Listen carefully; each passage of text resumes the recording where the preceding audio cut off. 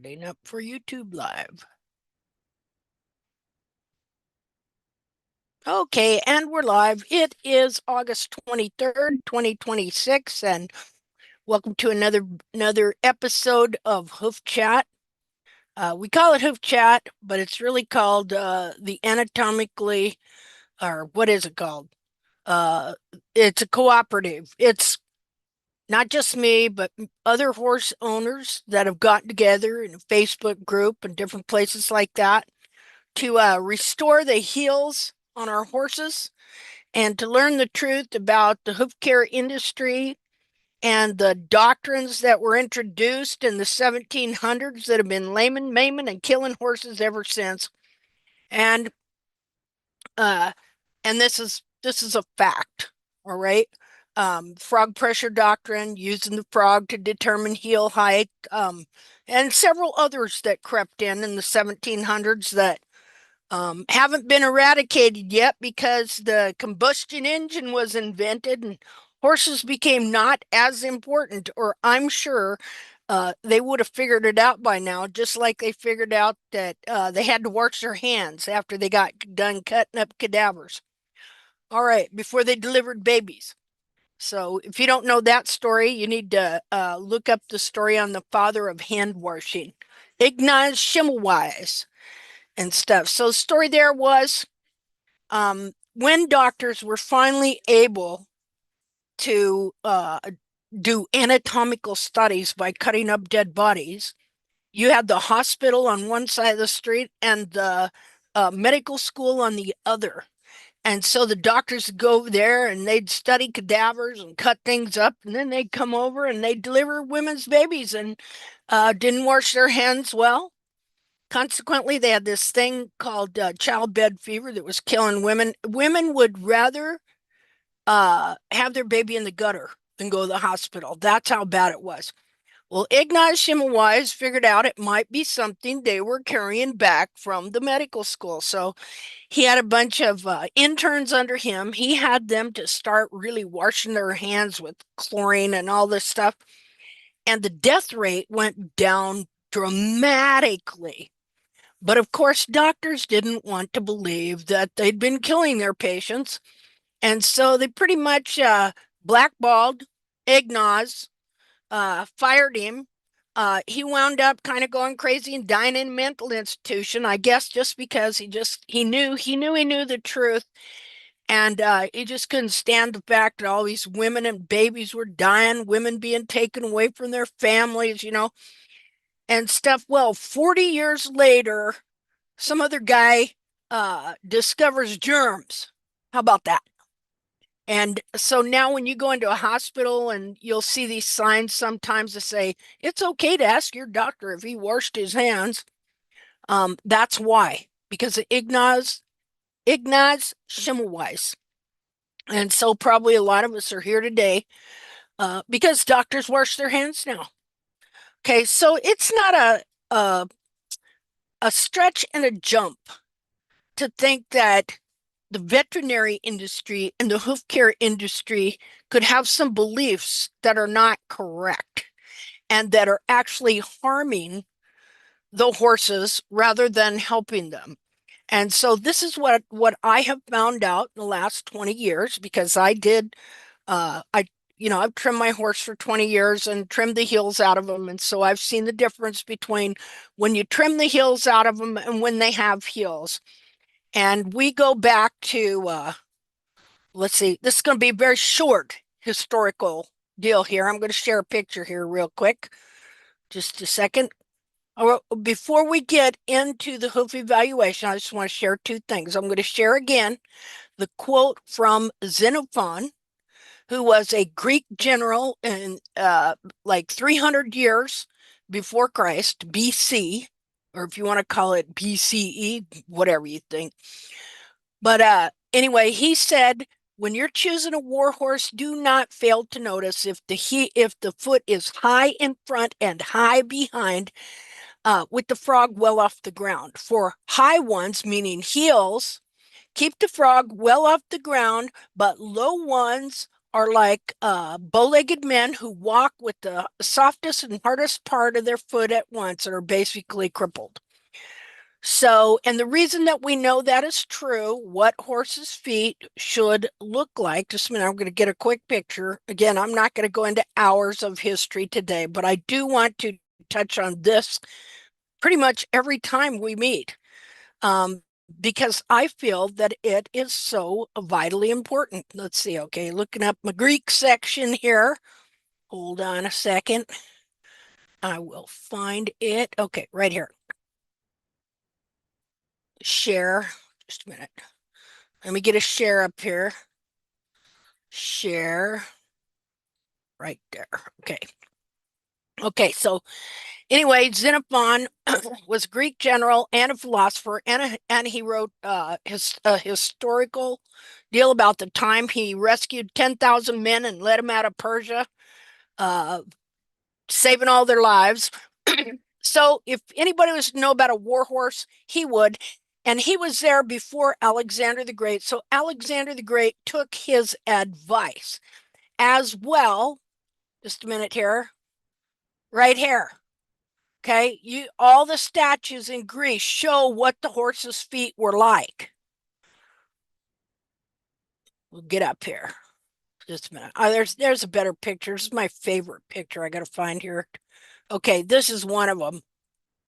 Okay, so Xenophon said you must not fail to notice if the feet are high in front, that'd be right here at the dorsal wall, and behind at the heel. High in front, high behind, that means you're going to have a high hairline. You're not going to have a sloping hairline, 30 degrees down to the ground, horse walking on the bulbs. High in front and high behind with the frog well off the ground, because low ones are like bow-legged men who walk on the softest and hardest part of their foot at one time. So that would be a horse you would not choose for a war horse or any other kind of horse. But that's what they have us trimming our horses into now. And then wonder why there's an epidemic of abscesses and canker and laminitis and all other kinds of things. So the interesting thing about that, we're going to go back this. Now, this is at Tufts University, the Perseus Project, where they have all the, secular Greek writings plus biblical plus, everything. And so anyway, here you see his quote right here. When testing the feet, first look to the hooves, for it makes a great difference in the quality of the feet if they are thick rather than thin. I'm going to tell you that when I restored the heel buttresses to my horse, his walls got really thick. And here we go. Next, you must not fail to notice whether the hooves be high both in front and behind or low, for high hooves have the frog, as it is called, well off the ground, but flat or low hooves tread with the strongest and weakest part of the foot simultaneously, like a bow-legged man. Now, the thing I want to show you here again, I read this for years, and then one day I noticed this name down here. And this was after I started reading some of the history of these vet schools. And so if anybody's joining in, yes, I am reiterating what I did last week, just a little bit of it, a little bit of history. If we don't remember nothing else about history, the history of hooves and how man has thought about them, we need to remember this. Okay, so again, we can go to Greek artifacts and art and friezes and statues and temples, and we can see that the feet looked exactly like what he's describing here. He was right before Alexander the Great, who then ruled over Greece and then took all those soldiers and went everywhere and conquered the whole known civilized, uncivilized world that they had at the time. 30 some different nations on horses without shoes. Okay. And so what I want you to notice here, again, M. Bourgelat. So this is a note. They put a note here at the bottom of this. It says M. Bougele, that's Claude Bougele, who started the first, a lawyer, elite lawyer, who started the first veterinary school in France. And this is what and they were for horses, okay? And this is what this lawyer said. He said in his preface to his second volume of Left Minute, well, it's a horse book on horses. He says he reprehends this remark. He says this lawyer, this French lawyer in the 1700s, who'd never been to war, probably never even saddled his own horse, all right? He reprehends this remark as trifling and false right before he put a thing of snuff up his nose and did a big sneeze. You know, he says, and if our author is to be understood literally, the criticism is certainly just. Yet it is unlikely that Simon and Xenophon were both mistaken. So this is the guy that started the first vet school. And so why did he say that? Because right before he opened that vet school, Etienne Guillain Lafosse come out with the frog pressure doctrine, where they started cutting the heels out to lower the foot onto the frog to try and keep horses from slipping on the pavement. And then all the farriers in France wrote a great big refutation against that. But because these guys were the elites, and the king at the time was trying to get rid of the farrier guilds so he could, be in charge of, you know how the government is. They want to be in charge of everything and make the money off of it, right? And so they got rid of the ancient farrier guilds and they instituted the frog pressure doctrine. And that's why you and I are here today. All that happened in Barefoot was they just kept continuing on with it, cutting the heels out of horses and forcing horses onto their frog, distorts the foot, and ultimately has been maiming, laming, and killing horses now for 250 years. But they've blamed it on everything but that doctrine that came along in the 1700s. Okay, so that's all I'm going to go there. This is stuff you can look up and also study for yourself. All right. Okay, so now what we're going to do before we get into hoof evaluations is we're just going to kind of take a short look at the basic structure of the horse's foot, look at a few natural feet, meaning horses that self-trim, and you're going to see that 99.9% of them all have a lot of heel. They are high in front and high behind with the frog off the ground. And what I started doing was I started following these different, what'd you call it?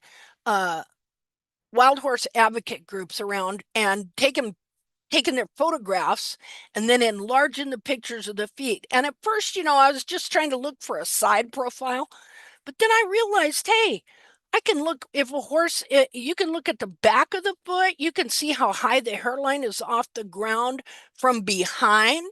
You can also see that the frog is not, the heels aren't so short that the frog is just smashed against the ground or anything like that. So I took a lot, I've been taking a lot of copies of pictures from these groups. And all these horses had heels. And so I've also found that domestic horses' feet and wild horses' feet are technically have the same proportions. Okay. Now we do a mapping.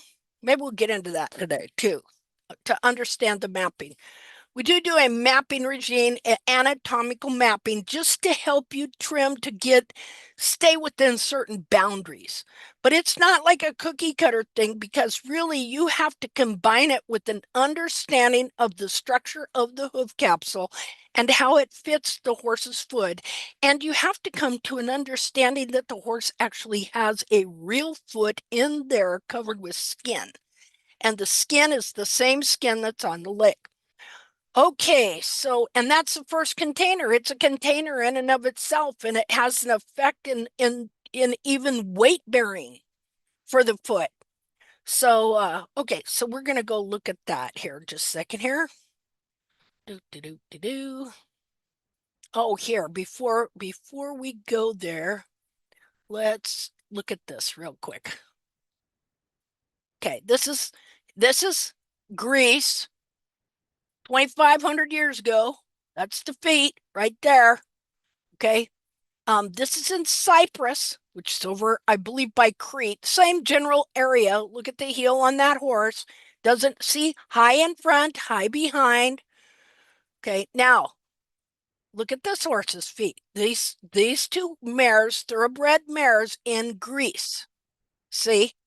So same foot over here as here. Now these two horses here have not been trimmed in about 3 years. They self-trim. And this is something I learned even in Kansas, that if a horse's feet are pretty right to begin with and they have heel, they'll self-trim pretty darn good even in sod. But if, Linda, yeah, we're still seeing the quote from Xenophon on the oh, screen. oh, I'm sorry. Thank It's you. okay. Let's see, where am I? Dun, dun, dun, dun, dun. Okay, here we go. Share. I'm moving slow. Sorry about that. Okay, how's that? See that? Okay, so here is two horses. Well, actually one main horse, but there's kind of two there anyway. This is off the what is it? Parthenon Temple in Athens. Okay, and where they have 250 war horses around the top of the thing. And so you see the shape high in front, high behind. See now, this temple was finished 2 years before Xenophon was born. All right. So he saw all these reliefs, these friezes, and plus that's kind of horses they rode, just like that. Okay, so this is a horse in Cyprus. You can see it again, high in front and high behind. This is Angelique's two mares, thoroughbreds mares. She rescued this thoroughbred mare here, and she had a foal. She was pregnant at the time. And so these horses, these two horses here, have not been trimmed in about 3 years. They self-trim. And you can see that high behind, high hairline, people, high hairline. So now let me show you something else here. Just a second. Okay, let's see. Remember to change now.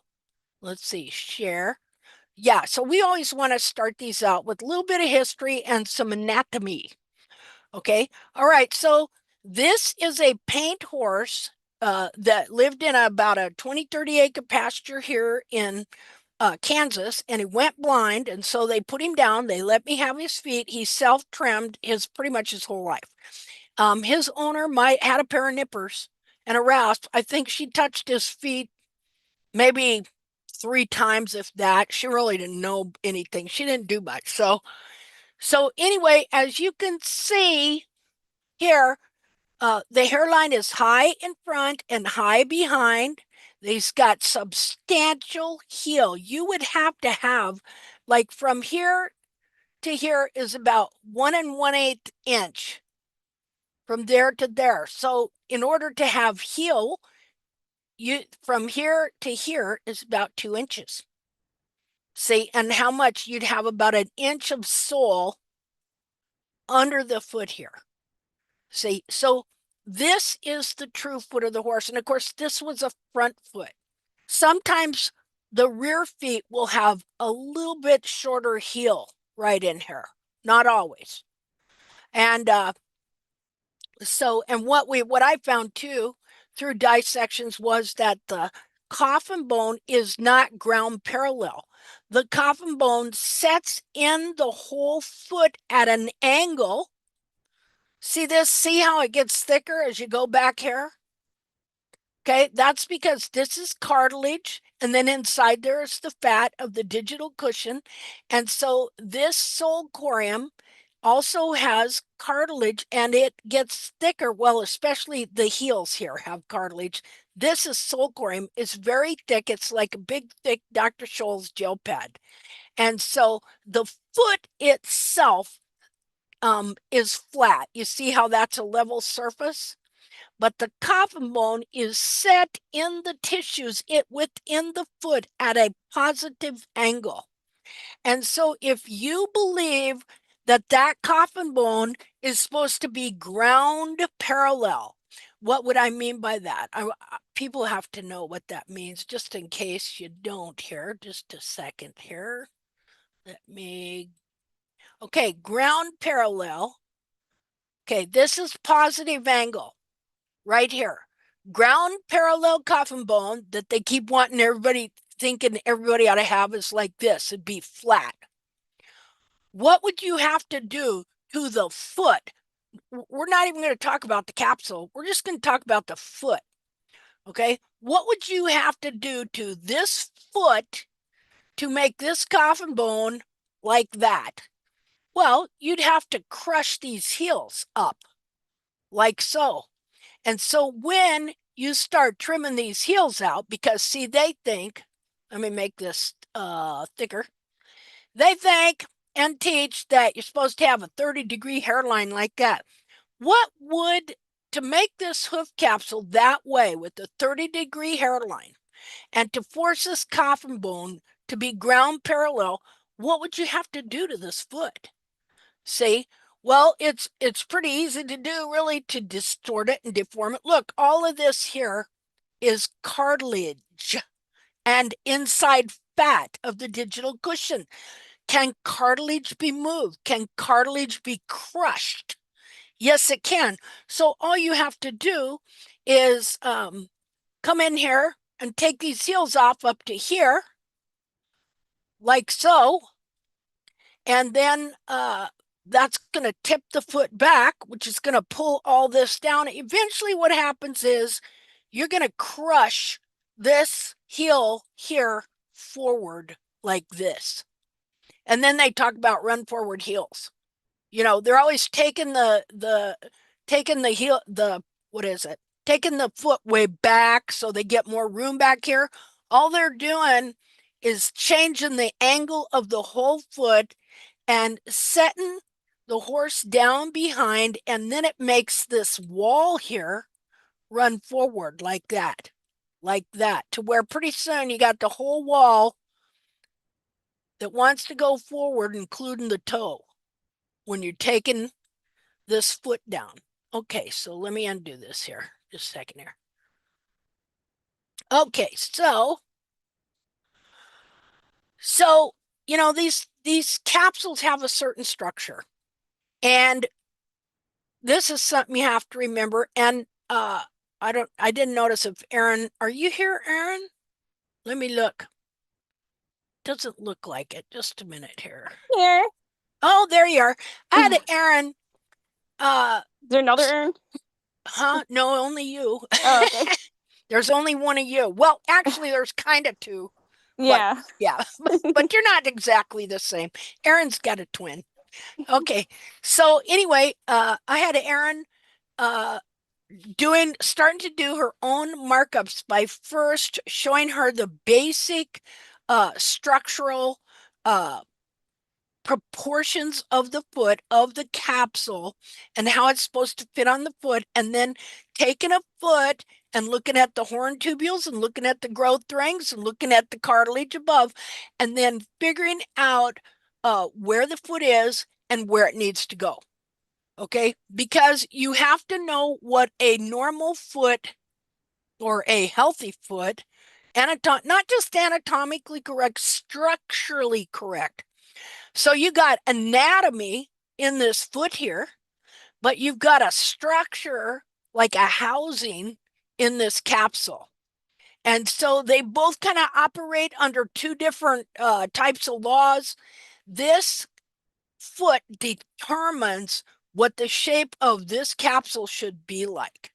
And so if this capsule is not maintained according to our knowledge of what the shape of the foot is, then if we trim it wrong, it's going to distort and it's going to pull the foot, the internal foot into the distortion.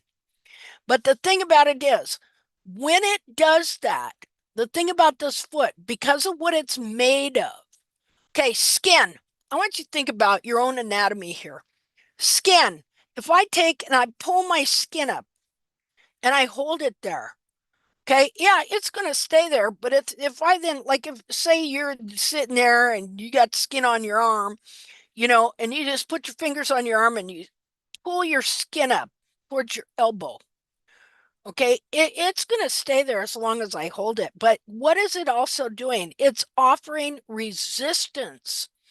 And as soon as I let go, what does it do? Snaps back into place, right? Same thing with cartilage. You take your ear and you bend it down. Well, it's going to stay there as long as I hold it.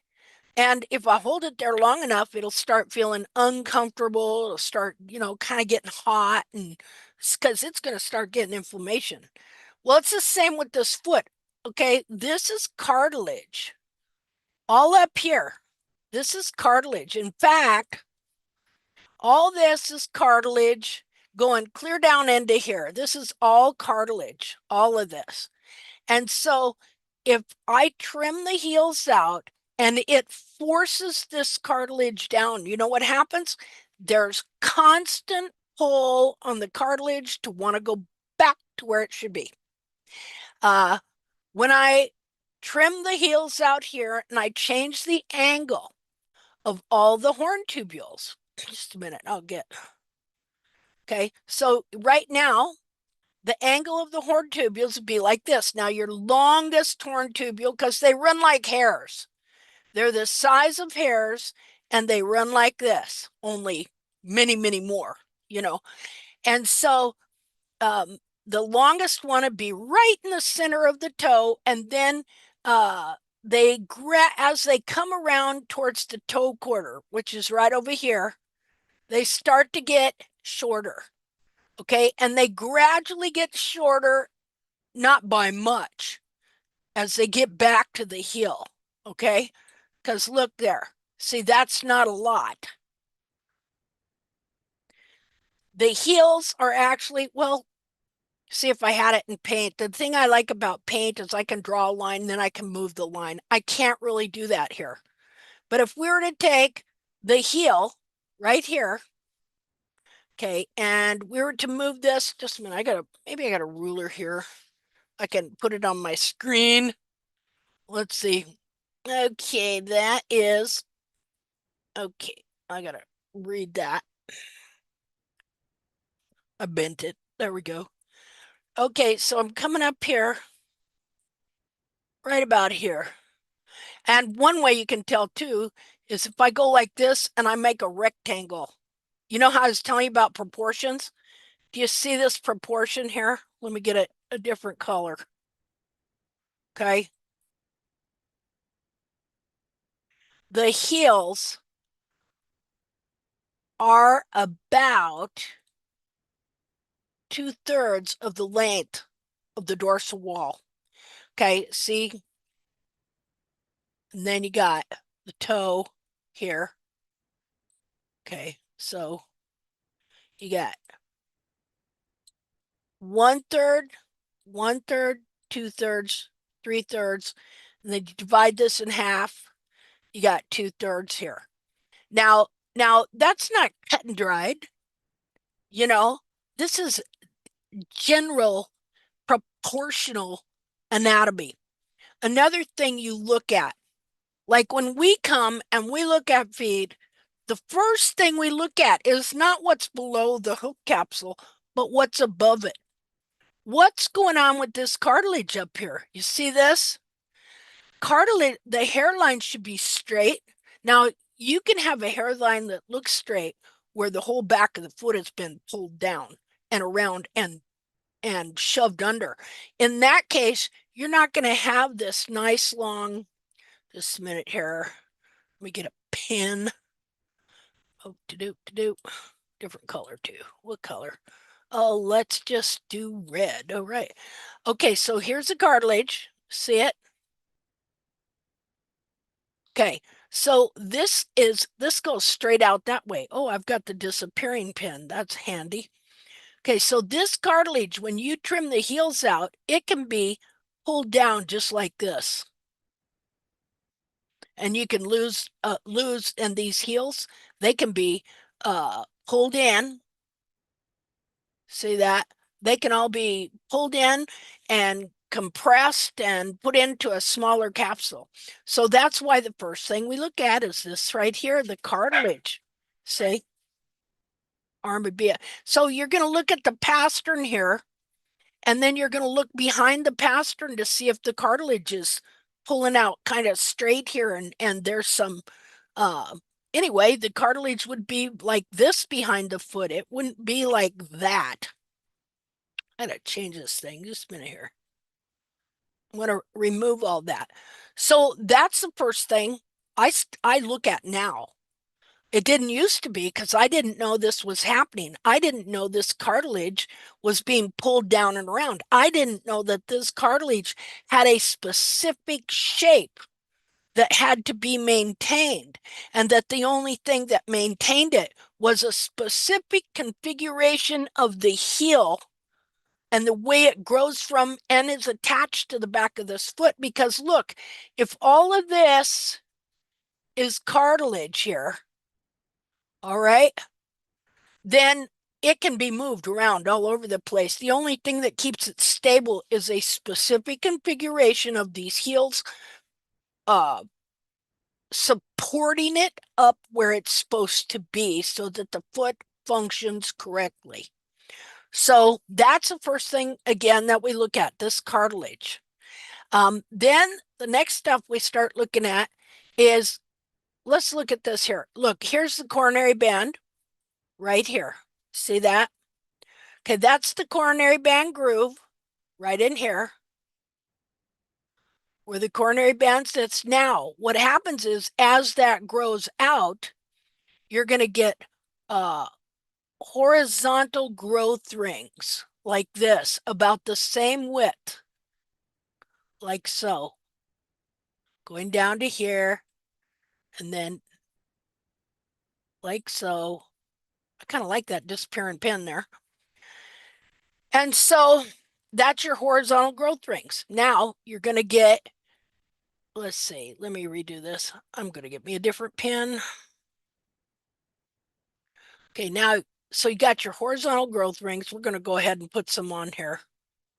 And they're usually, I mean, they're more than this, but you'll have kind of ones that look you can kind of see the major lines, and they're about this width, the same as the width of where the coronary band sits in what is called the coronary band groove of the hoof capsule. And so let me see here. So all the way down, you're going to have these like so, and they should be straight. Okay, now again, here, look at here. See how we have our rectangle right there showing us about how high our heels should be.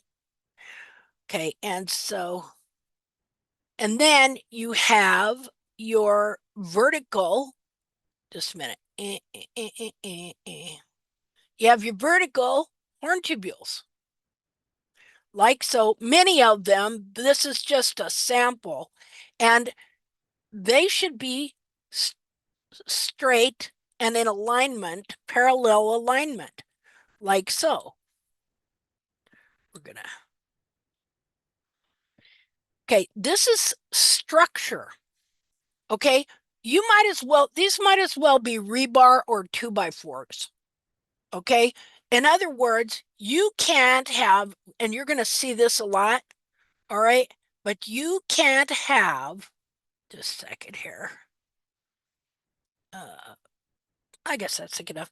Okay, you see this section here? Okay. Okay, you can't have this horn tubule here growing down to here, but you're going to see that. You're going to see that a lot. You're going to also see, just a minute here. Okay. Sometimes you'll see some coming from the quarters clear up to the toe quarters, like this. This happens when they lower heels. See, because when you come in here and you lower this heel up to here, what's it do? It lowers the back of this foot. It sets all these horn tubules at an angle pushing forward. And so what happens is then gradually these get displaced and they'll grow forward and they will add hoof capsule into the capsule. You'll wind up taking hoof capsule out of the back and crushing the heel, and you'll wind up adding. Look, okay, so I want you to really understand this. Just a minute here. Okay, okay, so let's take this section here. Okay, now the reason this is important because this horn tubule here grows down, meets up with the sole right here and joins with the sole, and then that portion of the wall, they grow down to the ground together. This is where this portion of hoof wall is supposed to be and nowhere else. Okay? And so I want you to look at the amount of wall that's in here. Look at the growth rings, okay, coming down the horizon, yeah, horizontal growth rings, and look how much hoof wall is in this section, okay? Now, what happens is when you're cutting them heels out, I'm going to look for a good color here. Well, we'll try blue. You're cutting those heels out and you set the back of this foot down and you set all these at a lower angle, then they want to grow forward. And they'll start growing forward and you're going to this horn tubule that should be right here will wind up here, and this one that's right here can wind clear up here. Okay, now I want you to look at something. We're going to close it off here. Now, how much more wall is in this section here than this section here? See, if we were able to just move this back, it would look something like this. Let's see. See that? See how it added wall in? And then what's that going to do? Well, it wasn't like there wasn't somebody living there before, occupying space, right? What's it going to do to this horn tubule that was right here? Well, it's going to push it forward too. What about, say, over a little further in the toe too? Going to push that forward too. See how when you're trimming those heels out and you change the angle of these horn tubules, how it starts pushing everything forward. And so what we have to do is we have to figure out a way to reverse engineer this as we're growing the heels. And you do that by technically beveling the walls.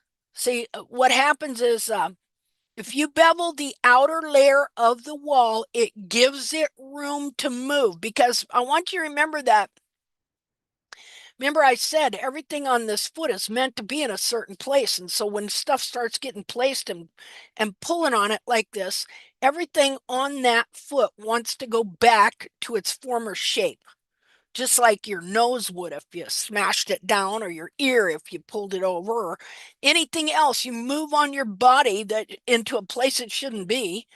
Okay, when you let go of it, it goes back into place. Well, so what we're doing with this hoof capsule is, first of all, we need to get the back of that foot raised, so that we can start getting these horn tubules to come back. We need to start growing the back of the foot, lifting the back of the foot, and gradually getting all this to come back and get this excess wall out of it, and get all these horn tubules to come back and line up where they're supposed to be. Um, Also, if the cartilage has been pulled down as you're regrowing the heels and you're trimming the bars, because see, the bars get displaced too. They get shoved forward and grow into a spot they shouldn't be at. And so you are going to have to learn to trim bars. You are going to have to learn to trim frog to the degree that it is helping to release the foot. Because see, what happens is um, you trim in such a way as you're growing and releasing things at the same time so that the foot can move and then it grows the capsule from a different location that is more anatomically correct. You know, if I have trimmed the heels and the whole back of the foot is pulled down here, the back of it wants to come back up into place.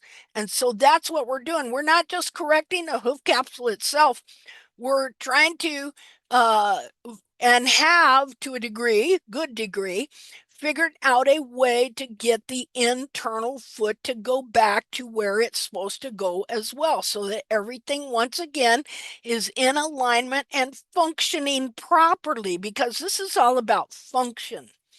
Okay, if the hoof capsule isn't right, it's pulled the foot out of alignment and has deformed it basically. But again, I want you to know that it's a lot like your ear. I can pull my ear down, but as soon as I release my ear, it's going to go back. That's the nature of cartilage. That's the nature of fat. That's the nature of skin. And that's what you're dealing with here. The only bone besides the navicular bone in here and then the short pastern bone that's right here is the coffin bone.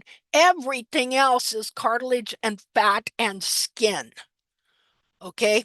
So we know the way cartilage, fat, and skin behaves. And so since we know that, we're going to take advantage of that because the foot is wanting to go back. We just have to figure out when, where, and what to do to allow it to do that. Okay, so just a minute here. Okay, so I'm gonna just show you a basic proportion of another foot here. So just a second, and then we're gonna get into some hoof evaluations. What time is it? Yeah, so that'd be about right. Let's see here. Okay, and I've also got, I don't have it right here, but this is a domestic foot, but I also have a picture of a wild horse's foot that is identical. Okay, identical.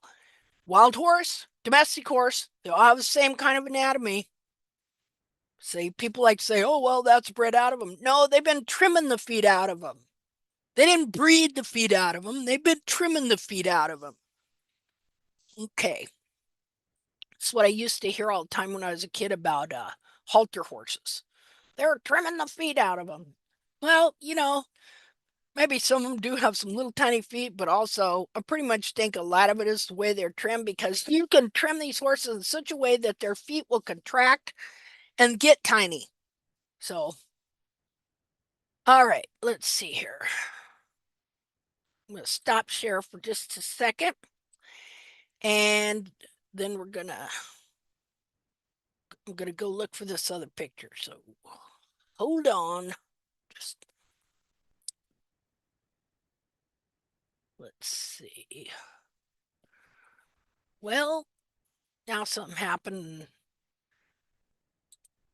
I gotta change my view. Hold on here.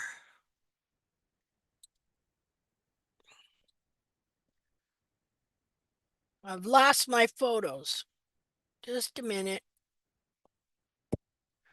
Do, do, do, do, do.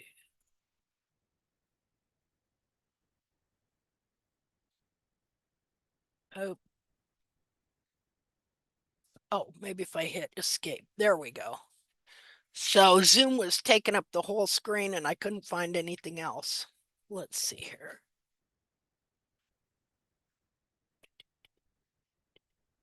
Oh, well, hold on. There's one thing I was going to show you. Maybe not. Maybe I can't find that. Hold on. Oh, okay. Let me show you this real quick. I want to show you something. Okay, so when you trim the heels out, wait a minute. Gotta share. Share.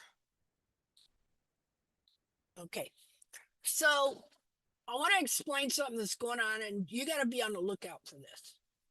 Okay, when you're evaluating, looking at feet, because you're going to be evaluating your own horse's feet, most horses' frogs have been pulled under their foot in a wrong way.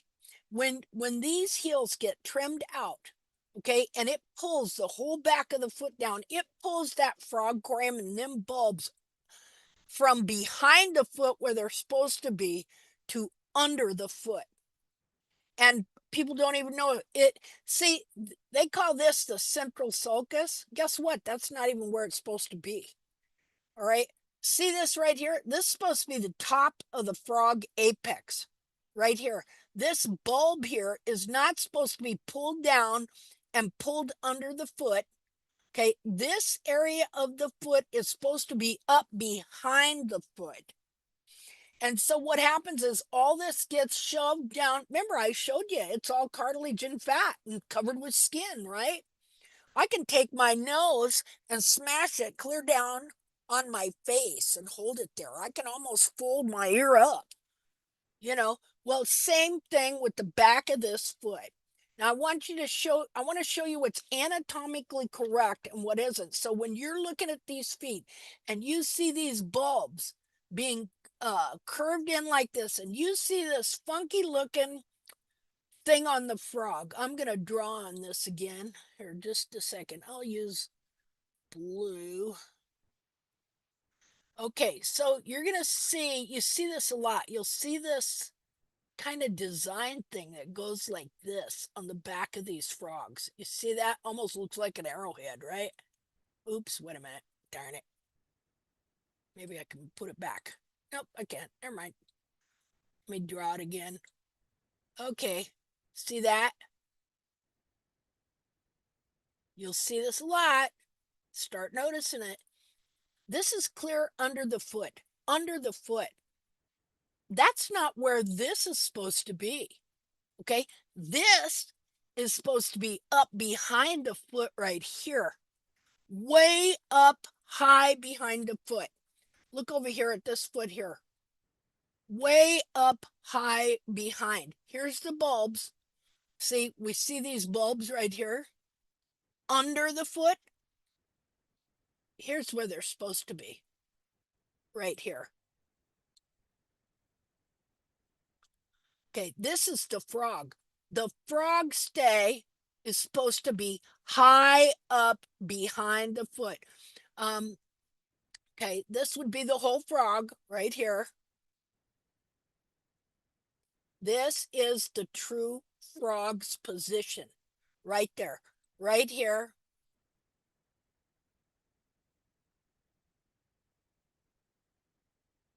This right here is the apex of the top of the back of the frog stay that grows between the bulbs in back.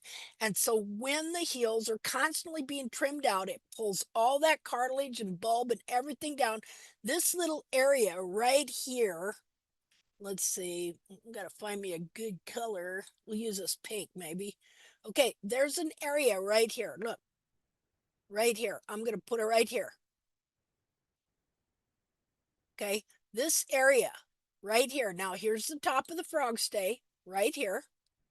Okay, here's your bulb over here. This DC digital cushion, this is where your digital cushion is. Okay, here's your cartilage up here.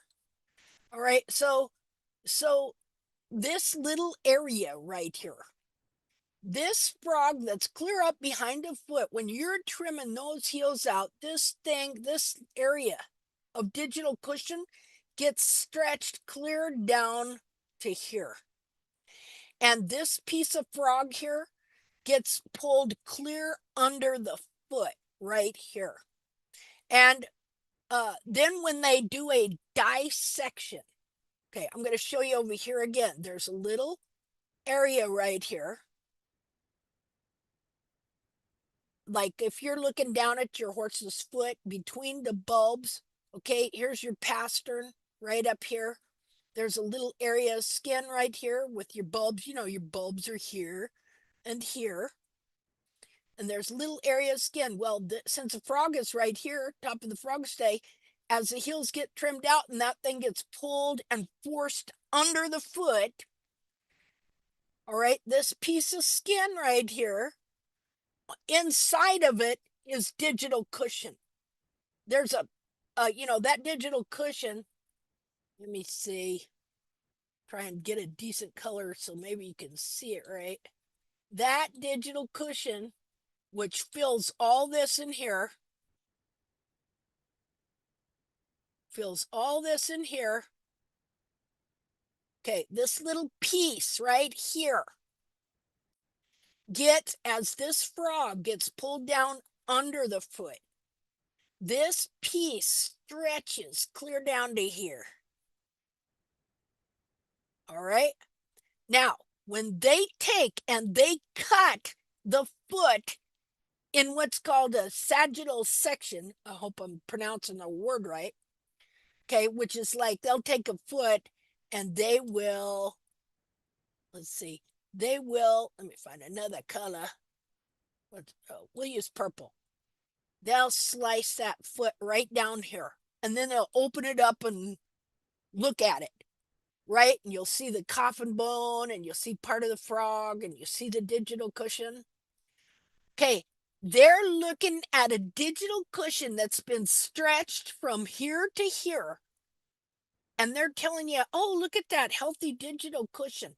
And what you'll see is the horse has no frog at all, no frog stay, big fat stretched digital cushion. They think that's healthy. That's how screwed up anatomy is. I'm going to show you a picture of where they do this. Now, again, so you understand, they've taken a dead foot and they've cut it down the center and opened it up so you can see on the inside. And they've trimmed the heels out, which has pulled the cartilage down, pulled and forced the frog under the foot instead of up. See, when Xenophon said the frog must be high up in the foot off the ground, this is what he meant. Just a minute here. Let me undo all this. Okay, this is what he meant. He meant the frog, this part of the frog. See how it's high up in the foot, high up behind the foot here? And when you trim the heels out, it rounds all the cartilage and pulls this literally under the foot, like what you see right here. Say this was a good foot here. You can see that digital cushion in there. And here's where the frog was, up behind the foot, high up behind the foot. Doesn't mean that the horse had no frog at all, close to the ground at all. High up in the foot, well off the ground, meant that the frog stay and the frog itself was in the correct place, up behind the foot, not pulled under the foot. Okay? And so this big frog here supports the digital cushion up where it's supposed to be so that it functions correctly. And this pastern here, when this pastern comes down between these cartilages and onto this skin, okay, it pushes this piece of digital cushion here down onto the frog, which then the frog offers pressure pushing up. And this is how the suspension in this foot works, because this thing is meant to be pushed down but offer resistance going up too. So when your heels are trimmed out, it's been pulled under the foot, then all that happens is you're just slamming and damaging the digital cushion. Okay, so I'm just going to show you a picture of digital cushion here real quick to show you what I mean. And then we're going to right to an evaluation. But you see why we got to know this. If we're looking at a foot, don't you think we should know it? The frog is pulled clear under the foot in an anatomically incorrect spot. You know? And I didn't come to this idea overnight. Like just one day woke up and go, oh, well, I want the frog to be here. No, I mean, I was so used to looking at frogs that looked like this. It was a real grasp for me to finally get to the place where I saw, oh, it's supposed to be up here. See, after looking at thousands of feet. Okay, let's see. Dum dum dum. Just a second here. I'm gonna shut that down. I'm gonna go look for me a digital cushion. Let's see, pictures.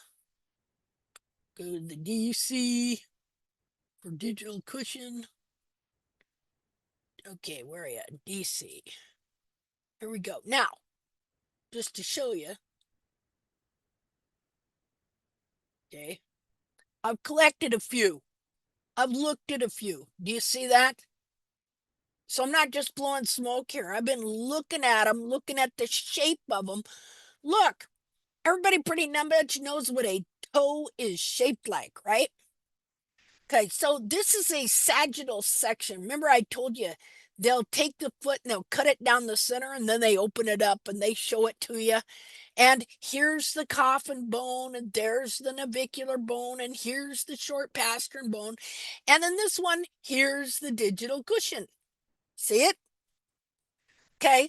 So this one ain't too bad, but this one is still deformed.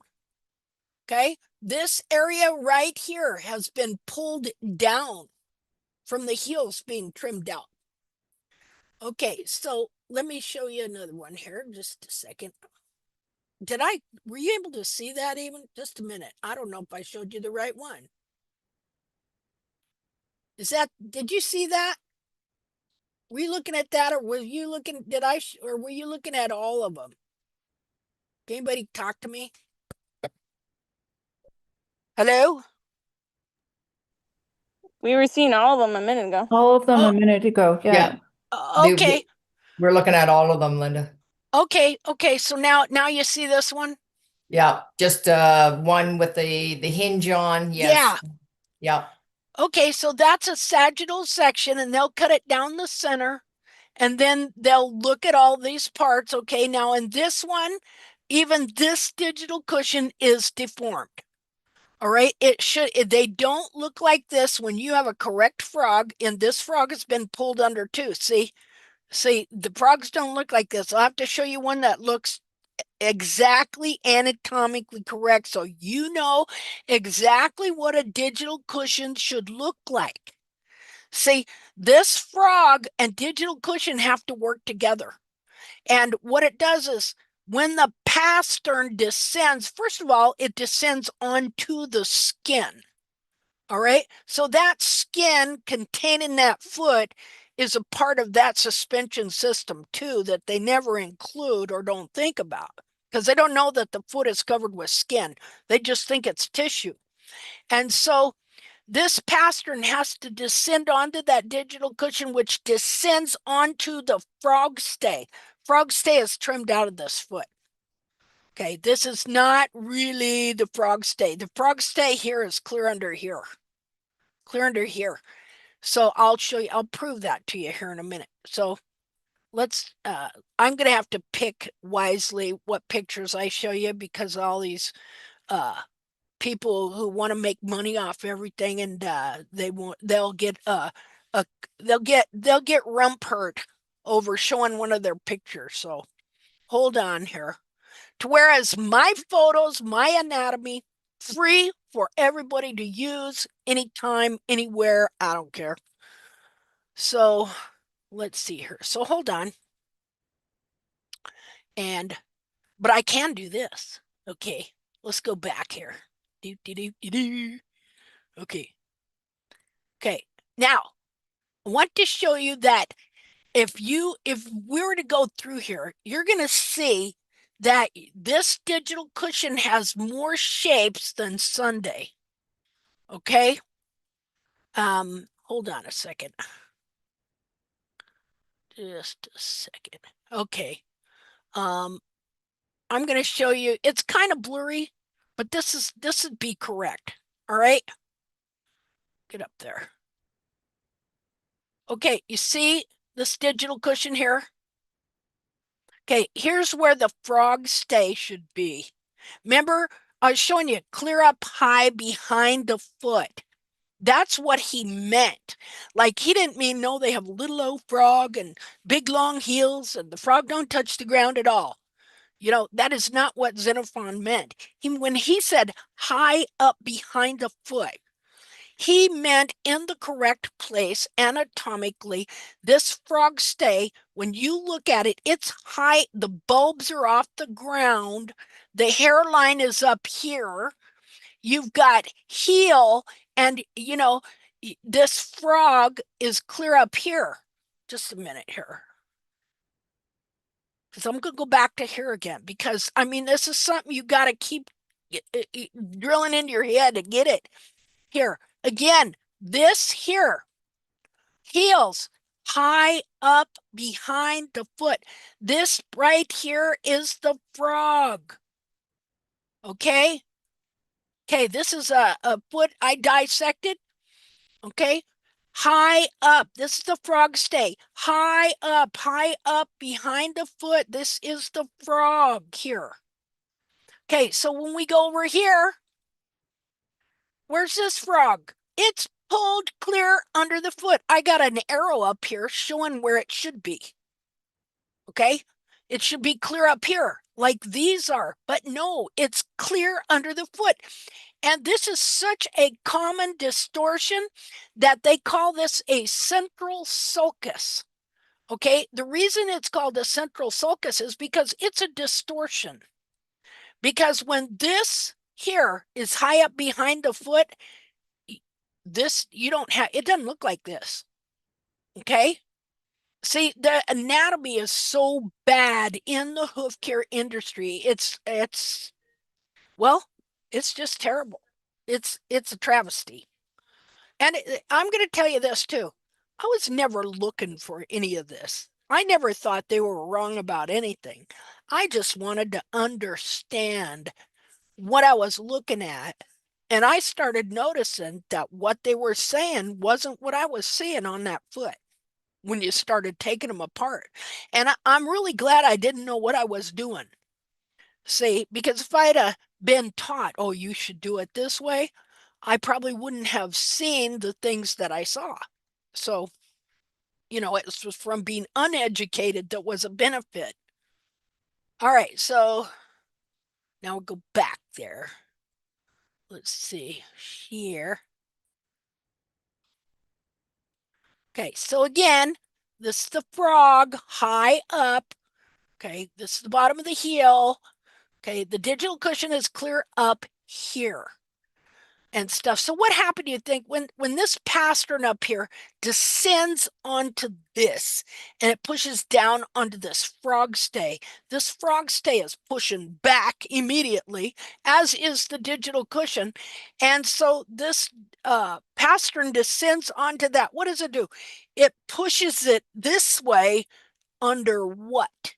Under the navicular bone, under the digit. See, it compresses it. What happens when you push fat into a smaller unit? you know, like, okay, like you can buy them things you put on, to kind of take all your fat and move it around and compress it into what looks a little nicer. It gets firmer, right? Okay, so when that pastern descends onto this digital cushion and shoves it forward under the digit, right here, the navicular bone and the joint. Okay, what's that doing? It's lifting it. It's actually lifting it. Think about it, you know? So even though the foot is pressing down, it's being lifted at the same time. And so for the foot to function correctly, all these things have to be in the right spot. So hold on here a second.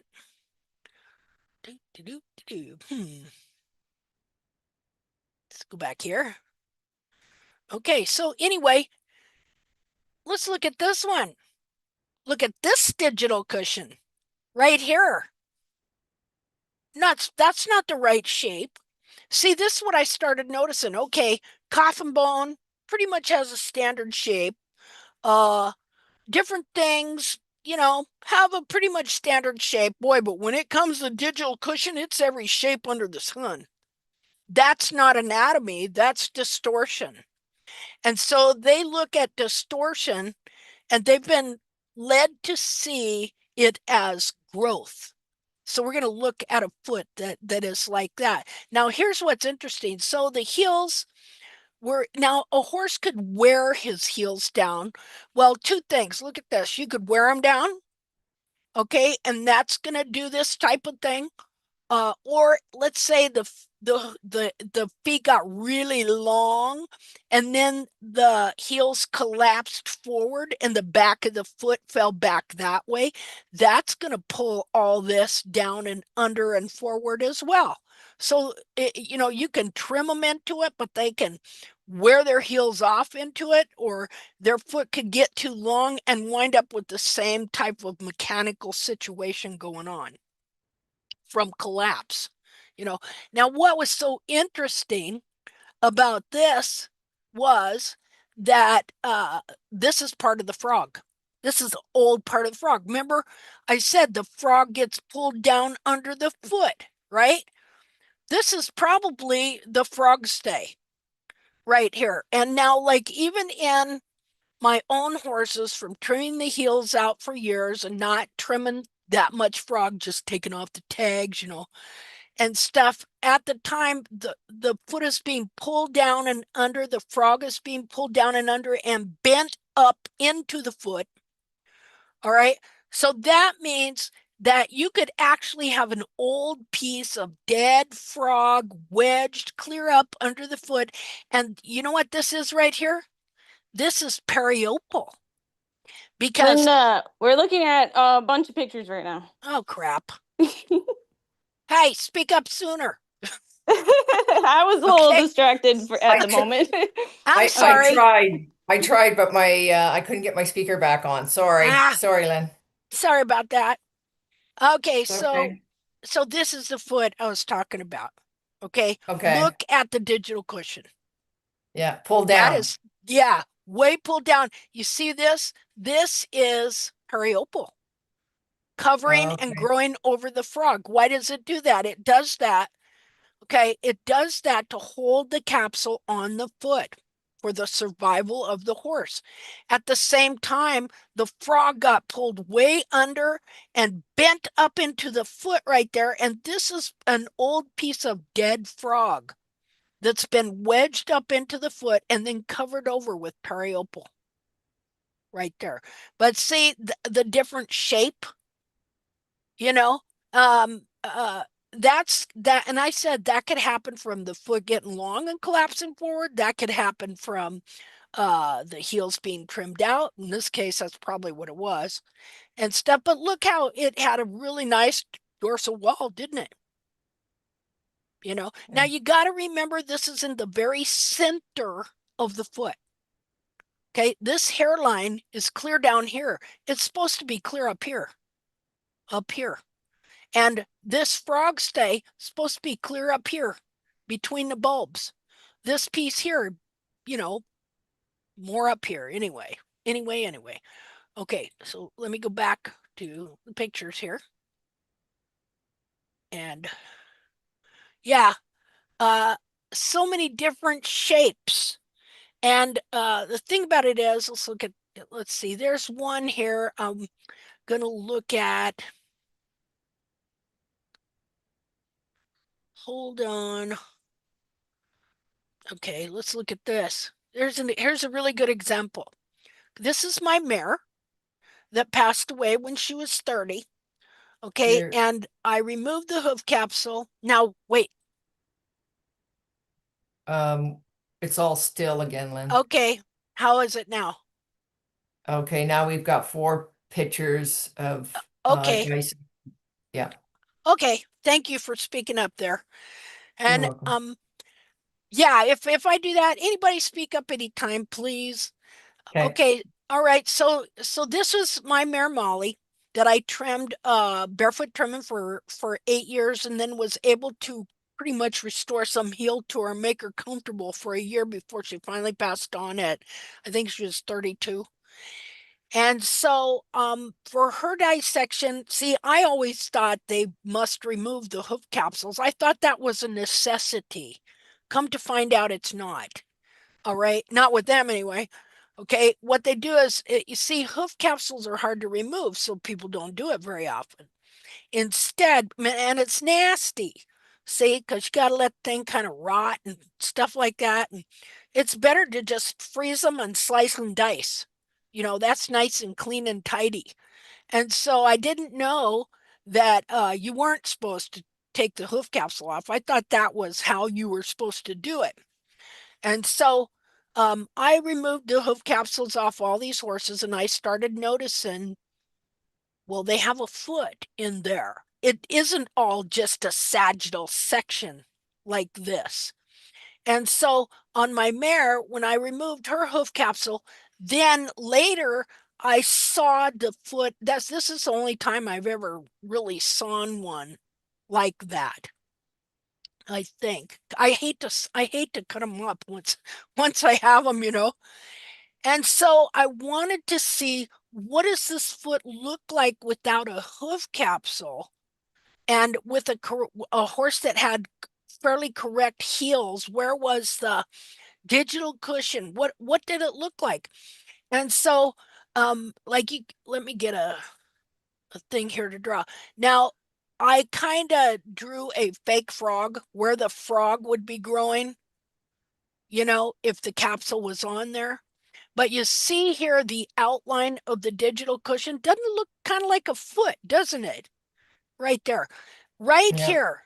Right from here to here. That's all the wider that space is supposed to be. This is up above that area between the bulbs where the frog is supposed to be. This is that little area of skin between the bulbs. And then, let's see here. Okay, and then right here, now this is still her foot. Okay, right here is the frog corium. This area right here, the frog corium underneath that between the bulbs is right here.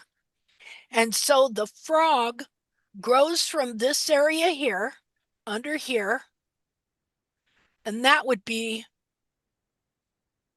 the center of the frog stay be right here.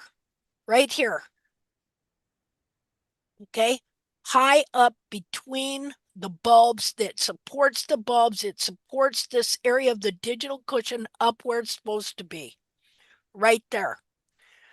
And then, let's see here. Let me undo that. Okay, so this is a wild horse right here. Look at the frog stay. Okay, see up here is where the digital cushion is. Now, the coffin bone was not cut in half in this. The whole coffin bone is there, but half of the foot is removed. And so you see that has this immense frog stay. That is what is growing, should be growing right here. So now imagine this is the frog. The pastern here descends down onto the digital cushion, compressing it up under the digit right here, pushing it down onto the frog stay, which the frog stay it's an arch. It's an arch. The frog stay is an arch right here. So that arch isn't just going to give, it's constantly pushing back, and it's rubbery, like a tire.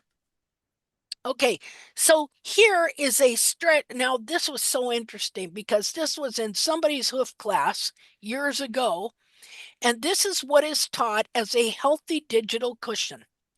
And on the picture, and I collected this picture a long, long time ago, it says something, 2 dissections of an excellent hoof. Note the hairline at the heel. They think that's good. Okay, the hairline, let me just a minute here. Let me get a different color. Let's do red. The hairline is clear down here. Yeah. Okay, the hairline on this wild horse is clear up here. The frog stay high up between the bulbs. See, high up between the bulbs. Here, look, this horse don't even have any frog. But No. it's easy to see why they might look at something like this and go, oh, look at that well-developed digital cushion, because they see it's wide, they don't know, and they've been told that the hairline should be 30 degrees like that. See? And what's that do? When you're trimming those heels out, it takes all this anatomy up here and pulls it under the foot. And so if we were to look at this foot, we're going to see it like the first ones we were looking at, the foot with the shoe on it. And you could see that the frog was pulled under the foot. Let's see. Okay. And here is just another example of a distorted, deformed digital cushion. See the different shapes? You know, but yet look at this, how this is the same shape as this one. See, because these are structurally and anatomically correct, whereas these, the heels have been worn out or trimmed out. And then that's what it produced. It's a distortion. But Bracy Clark, he was the one that said that a lot of I can't quote it exactly, but something about how the feet.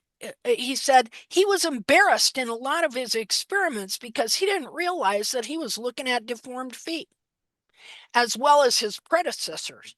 They're all looking at deformed feet and making determinations and coming up with ideas and naming stuff, but they're not looking at the true foot. They're not looking at an undistorted, undeformed foot. See? Okay. All right. Well, that's as much as I'm going to do on that anatomy. So anybody have any questions? Can you repeat all that? Oh, sure. Believe it or not, yeah. Okay. I repeat a lot. Okay, I'll show you this one last picture here because this is just something I was thinking of. Kind of a thing I made here. Okay, so again, this is where the frog stay is supposed to be, high up between, not pulled under. See? And I thought maybe it's kind of like a keystone. You know, it kind of supports and keeps everything together, but in a kind of reversed way. All right. Okay, so we're going to go to the group. First of all, who's here that has some pictures they would like me to look at or an evaluation to do that has not had one done? Does anybody here have something they'd like us to all look at or evaluate or something like that, and you have never had that opportunity here before? Hi, Linda. I would, It's Oh, Michaela here. I hear two people. Hold on here Oh, just a sorry. second. Let me see. Let me get out of here so I can see who it is. Hold on just 1 second here. I gotta stop share. Okay. Stop share. Okay, who was that? Who there was two people that started to speak up. Who was that? I'm here. Okay, Michaela. Yes. Okay, and Um, who was the other person? Somebody else started to say something. Maybe nobody. Okay. Well, okay. if somebody else comes along and they have any questions or they want us to look at feet, we're going to look at, I'm going to listen to what you got to say or what you want there, Michaela, and then we'll go through that. And then if there's nobody else that is kind of first time wants us to do something, then I know Aaron will have something, or Roberta or Linda, you know, and stuff. I know that for sure. Okay.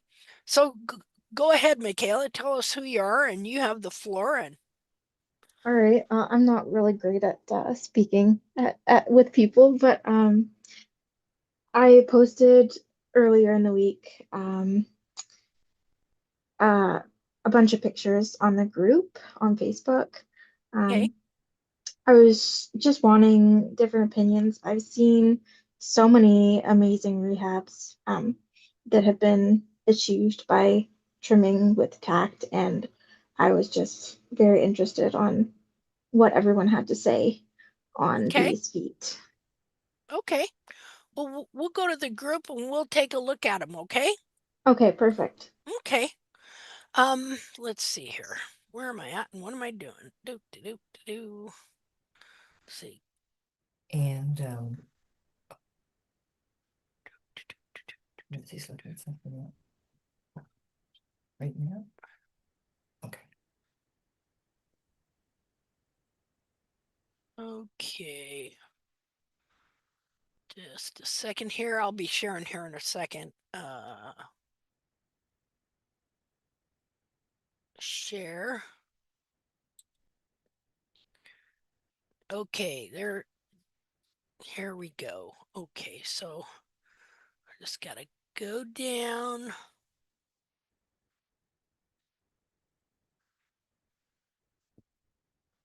Jennifer J's. How long ago did you put yours on there? Oh, here you are. Okay. Yeah, there's the pictures. Okay. Hoof eval question. Okay, I'm going to read this. I'm going to enlarge it a little here. Well, we're glad to have you with us. Thank you. Yeah. Okay, so hoof eval. Hello, Linda and everyone. Long time observer and first time poster here. Well, again, welcome. Thank A, you. a friend's mare needs help with her feet. She got her 2 years ago from the Mennonites and has always had poor feet since she had her. She came with tiny hooves with a steel shoe and pads, transitioned to barefoot in which her feet fell apart, then back to shoes, then eventually back to barefoot as she came up lame almost immediately after the farrier insisted she put on DIM and the pads. Oh yeah, I've used DIM and under her frogs to support them. Her frogs were pretty much on the ground full time at that point anyway. After a full year of another farrier trying to correct her angles, we are desperately trying to find help to make this girl have comfortable, strong, and healthy feet. I have permission from the owner to post these. She is in this group as well, Jessica Boyle. Well, hello, Jessica, and she's not here today, probably, but I hope we can help you out. We definitely understand what you're going through because we've all been through it. But I will be doing the trimming. I hope to receive some input and direction from you guys as I find them quite overwhelming to look at, and I'm not sure where to start. I do not blame you. So next steps would be appreciated. Please let me know if you need any more information or pictures. I tried my best to get them on my own today. Thank you all for your time and patience. Well, thank you for sharing. I'll tell you what, because we always learn from every case. I'll tell you what. All right, so first we're just going to kind of look through them all and then go back through them all. Okay, so yeah, I can see why it's intimidating. Look how everything, the very thing I was talking about at the first has happened to this horse. You know, Absolutely. Yeah. yeah. So hey, see, it was God sent, obviously, you being here today. Okay. Wow. And her bulbs and her frog is pulled way under. You're in the right place, Michaela. Yeah. Thank you. Thank you. Wow. Let me I'm going to save this image and open it and then spin it around. Let's see. What do I got going on here? Markups. That's good. Okay. Oh, open file. Dum dum dum. What I'll do is I'm going to go back, but I'm going to come back to this picture. And what I like to do is I like to take them and remove the background and then rotate them. So I'm looking at it like uh like like like we're trimming it, you know what I mean? Right. Yeah. Okay, so hold on here. All right, let's keep going. Wow. Oh, hey, I feel for you because I have always, it is, I just hate it when the feet go down. See, go down, Yeah. and then right there, that like they'll be vertical here, and right here they go horizontal, you Yeah. know? So when we look, just a minute here, when we look at this foot here, this wall is pretty much flat with the sole, isn't it? Yeah. Yeah. See, that makes it really tough. I understand. Okay. It's like, what do I do with this? Because you can't Yeah, just take it exactly. off either. You Yeah. know, uh,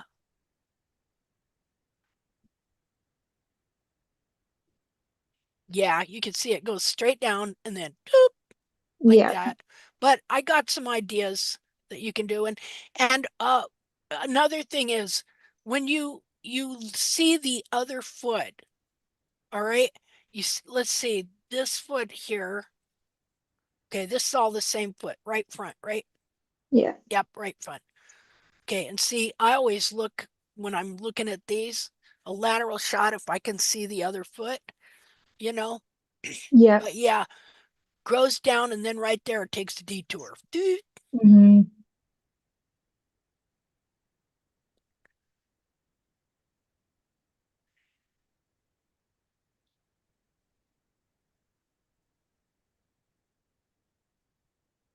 Well, it's got a nice notch. Right? Nice notch. That is a self-trimmed notch right there. Yeah. Yeah. Left front.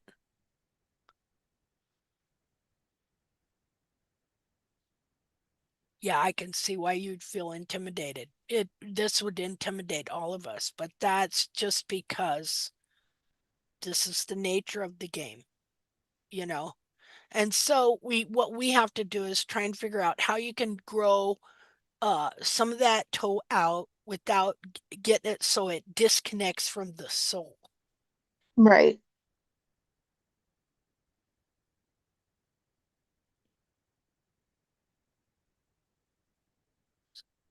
Good notch. You've taken some great pictures. I'll tell you that. Awesome. I was worried about Yeah. that. You know, and here's the thing too on this horse. She's telling us areas that she's wanting to break out and take off. Right. But boy, she is flat on her bulbs, isn't she? Yeah. And this whole past year has just been focusing on trying to grow some heel under her because Yeah. if you think it looks flat now, like I wish I had pictures of a year ago when her shoes came off because Oh, they were, it was, the frog was taking almost probably 80% of her weight. wow.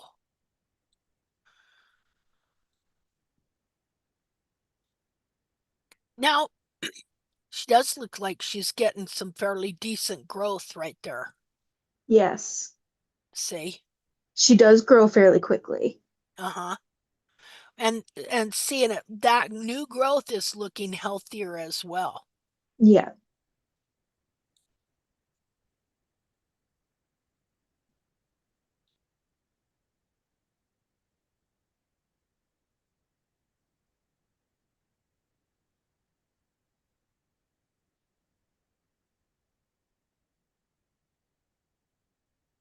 Okay.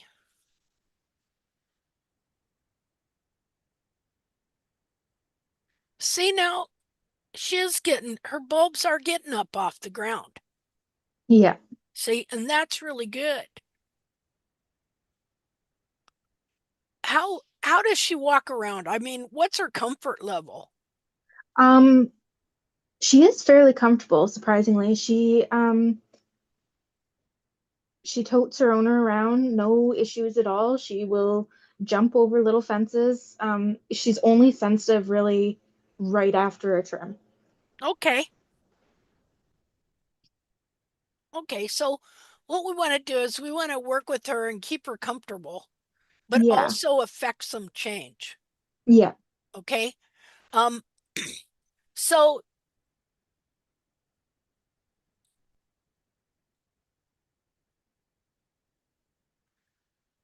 one thing you can start doing is cleaning up these bars a little more.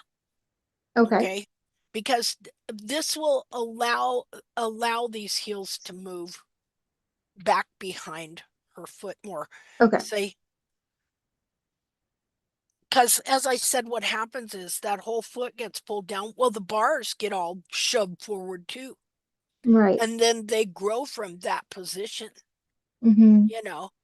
Um, Another thing you can do is you can take this. Now, is this flat level with her sole here? I think there's like a little bit of height, Okay. but yeah, not a ton. Okay. Well, something we might look at is working a self trimming regime with her. Okay. Okay. Where instead of taking the whole toe off, okay, or back, which I don't think Yeah. that'd be good, Mm-hmm. okay, we may take a portion. Right. Okay. I'm telling you, these horses will take a piece out of their toe and leave another piece. And then Yeah. that part will kind of shore up, and then they'll break off the other side. Yeah. See, um so I'm thinking that might be something that we could do too. And when you look back at this foot back here, it'd be different if you were going to put glue-ons on her or something like that, Right. but you're pretty much wanting to keep her barefoot. Is that Yeah. correct? Yeah. Okay. So let's see if we can work out something where we can kind of help her self trim and fix her own foot. Okay. Okay. So that she won't get sore. I'm not saying that's all we'll do. Right. Okay. Yeah. But I'm already seeing, when you have a wall that diverges this much, okay, if you just take off that toe, that horse is going to be sore Yeah, as for sure. as get out. Okay. Um, yeah, I mean, look at that, how that comes down like that and then just pretty much straight out. Um, Yeah. but you can take it back and get some of that leverage off. Right.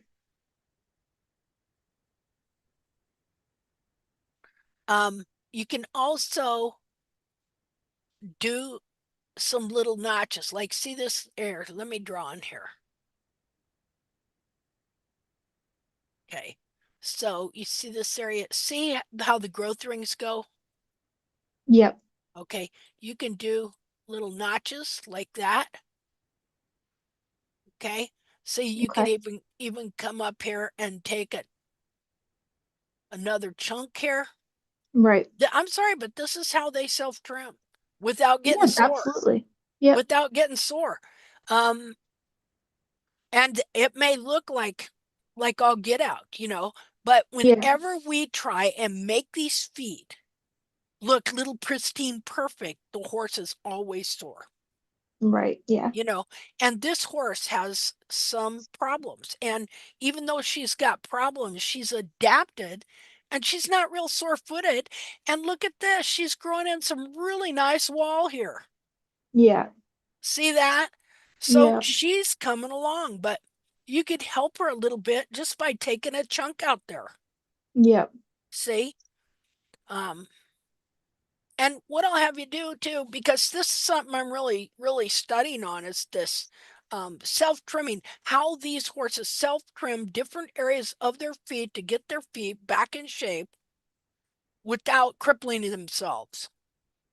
See,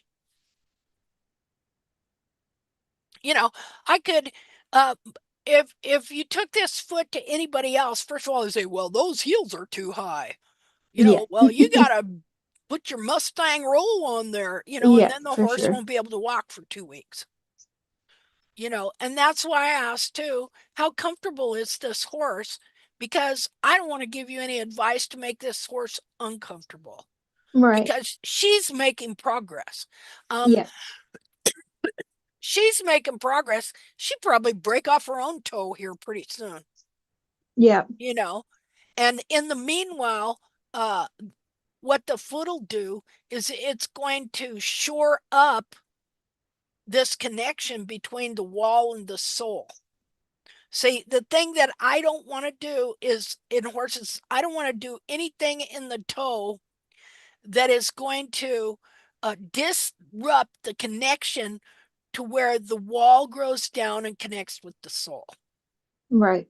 Okay. We don't like because then a lot of times what has happened, you'll get a sinker. Okay.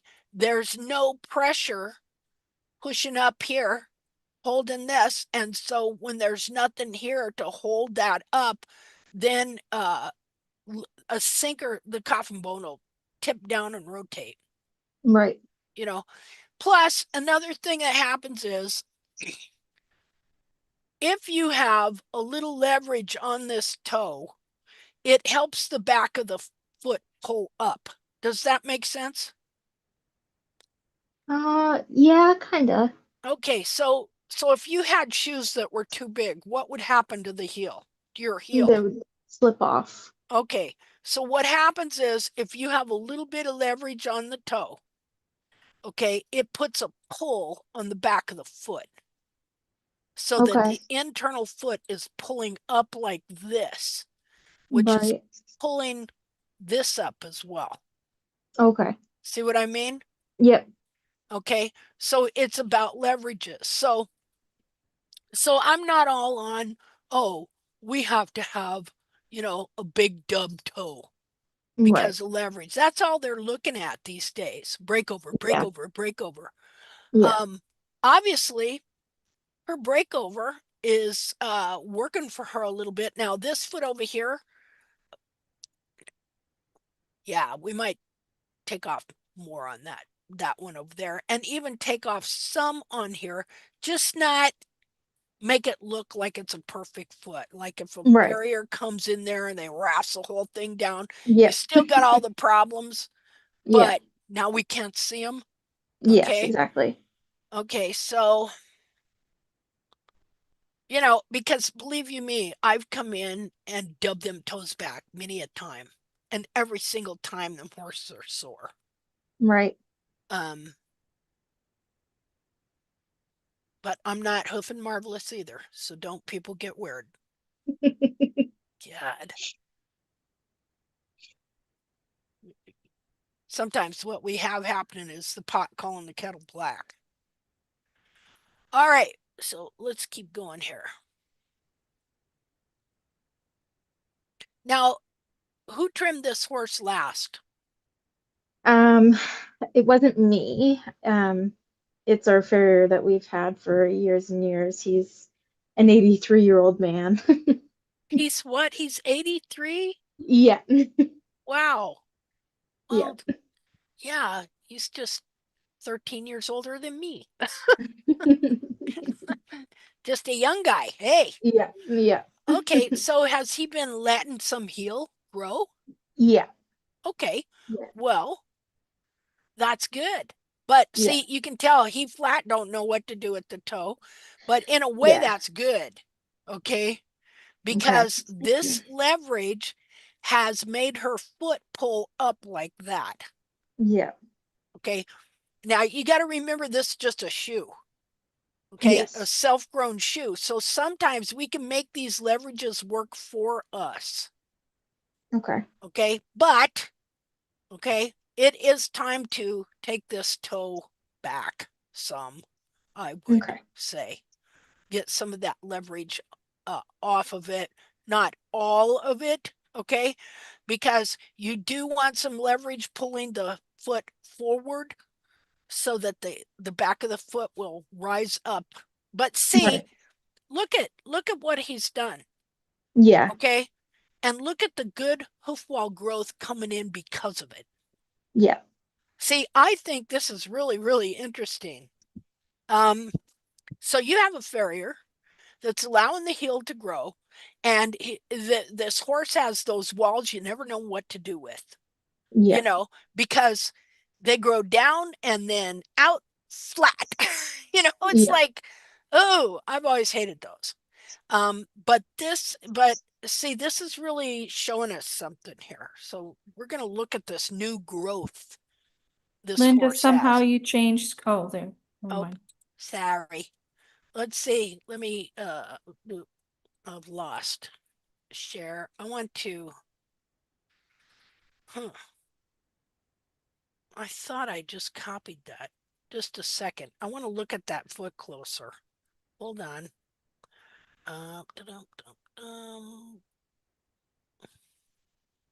Save. Okay, save. Just a second. I mean, this is good what I'm seeing here. I mean, because really, you look at these feet, they're kind of frightening, you know? Yeah. Yeah. Hey, I'm not any different than anybody else, okay? I'm like, oh, okay, you know, but you have to look past the distortion to look to what this 83-year-old trimmer is doing. Yeah. I asked you, is he leaving heel? You said yes. Yeah. Okay. But he's also leaving toe. Okay. And at first we all might go, oh, but then we all know these kind of toes are really difficult to trim. You don't quite know what to do with them. Yeah. You know, it's different than wall that grows straight down past the sole and out like a fingernail, and you can nip it right off, level with the Right. sole. Yeah. This Yeah. grows out level with the sole. Okay. Yeah. So just a minute here. So let's look at this really interesting thing here, okay? Because see, this has been my theory, and I've been applying it to my own horse, and we've been doing it more. In fact, we do not amputate the toes, okay? Like we used to with the heavy Mustang Right. roll, and it's got to look just like this. Don't do it no more. In the same way, and we can look at wild horses, and they don't do it either, okay? Mm-hmm. So let's look at this. Now look at that growth right there. That's very interesting growth. Mm-hmm. And it's healthy growth. See it Yeah. from here up? Okay, Yeah. and look at the cartilage. How it's coming out straight behind the foot here, Yeah. you know, and how her bulb is up off the ground. See, Yeah. all of Yeah. this, but you still got that toe like that. See? Why is that? Because this toe, which still this toe might be a little longer than you know I would want, okay? But then Right. again, look what it's doing. It's putting leverage on this foot to pull up out the back, which is adding the growth. The growth coming in from here is staying up here in the capsule and Mm-hmm. enlarging the capsule. You see it? Yeah. That is pretty cool.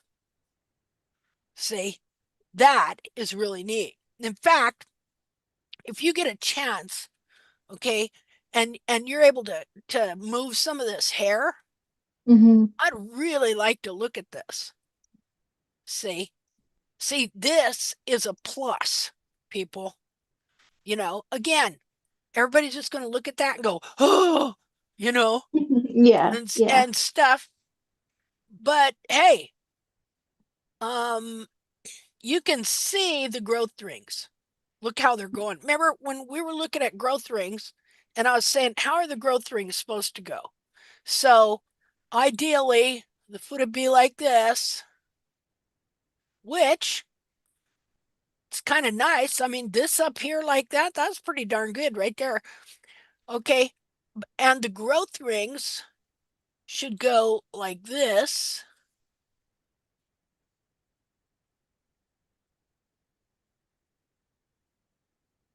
But they go like this. See that? Right. Yeah. Okay, and then you got that flat toe, flat with the sole. Okay, so it's hard, these are hard feet to trim without getting really overly aggressive, and Yeah. then the horse is sore. And obviously, this horse is not sore, so why can't we work with that? You know. So, yeah, that's super interesting. And while these are like this, and oh, look here. Remember how I was talking to you about horn tubules? Yeah.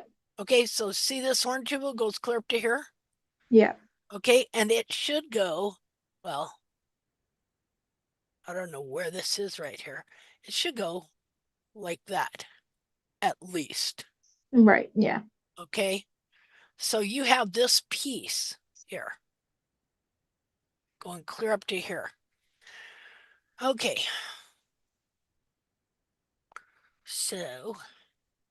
so I would just back this toe up, start out with like a fourth of an inch, Okay. okay, and then uh do a couple notches where it looks like it wants to break out, like right here, Yep. okay, and she's already notching herself right here. Yep. Okay, so I would just back this toe up a little bit and do a couple notches and maybe just bevel it a little Okay. for now. Okay, and then just leave the foot alone for and kind of let it do its thing for a little bit. Right. You know, test and make sure she don't get sore. You know, they don't break everything out and trim the whole foot in one day. Right. Yeah. You know, and so you're here. You've got this horse, and basically, we're going to take this as an experiment in how to help this horse self trim and correct her feet, and keep following to a degree what the farrier has been doing. Okay. Okay, except we're going to trim more of the bar Okay. Yeah. out and start cleaning up the bottom of the foot and the frog a little Okay. more. And then have you do some of these things and um then have you report to the horse's comfort level. Okay. You know, because it would be really great if we could, because people don't realize how many horses out there are sore after every single trim. Right. Yeah. See, it's an epidemic. Yeah. So, is this making any sense? Yeah. Absolutely. Okay. Um, okay, let me undo this. Okay, just a second here. Yeah, see, that's good, clean, good growth. And again, if you can get that hair off of there, even if you took a tight top sock, Right. cut it off and pulled that up, I'd really like to see what's going on with the cartilages right here. And Okay. actually, how much hoof wall has come in and been replaced right here for Right. this horse. Because another thing is, even I don't see extreme inflammation in this foot either. I see a Right. little bit right in here, but it's not looking, like I say, people look at this and go, whoa, Yeah. and then take a grinder and make it look, you know, Yes. carve it out. Yeah. Well, no, we want to do all this as gently and naturally as possible to let this foot all come back together. Right. Because see, all this horn here is going to have to move back and stand up. Yeah. You can't trim that into it. No. See, I'm going to show a couple pictures on that about how horn tubules move. So just hold on a second. Um, do, do, do, do, do.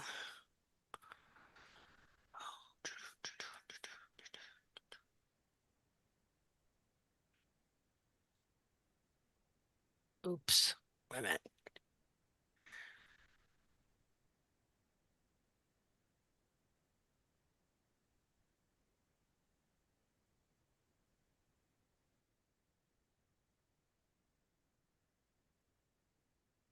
Hold on. Here we go. Okay. Just a second here.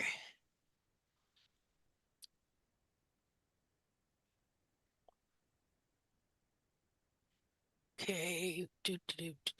Share. Okay. So I want you to make sure you understand about horn tubules. Okay. So again, this is a wild horse's foot, got an inch of sole. The foot is flat, but the coffin bone is set in the foot at an angle, like I told you. Okay, now here's what happens is you got your outer horn tubule. That's represented by the blue one here. But then the wall is thick, right? So you've got those horn tubules going in. Now, in this wild horse here, he's black and got a lot of heavy horn tubules almost all the way in. But on more of our domestic horse, you're going to get more of a white area here, um, which is the cripes, I can't even remember the name of it right now. But anyway, you'll get less horn tubules and softer wall as you go in. And then as soon as you get here, you have the lamina, the two laminas, the sensitive lamina on the foot and the lamina of insensitive lamina of the hoof capsule, like sheets of paper that are together. Just a second here. Wait a minute.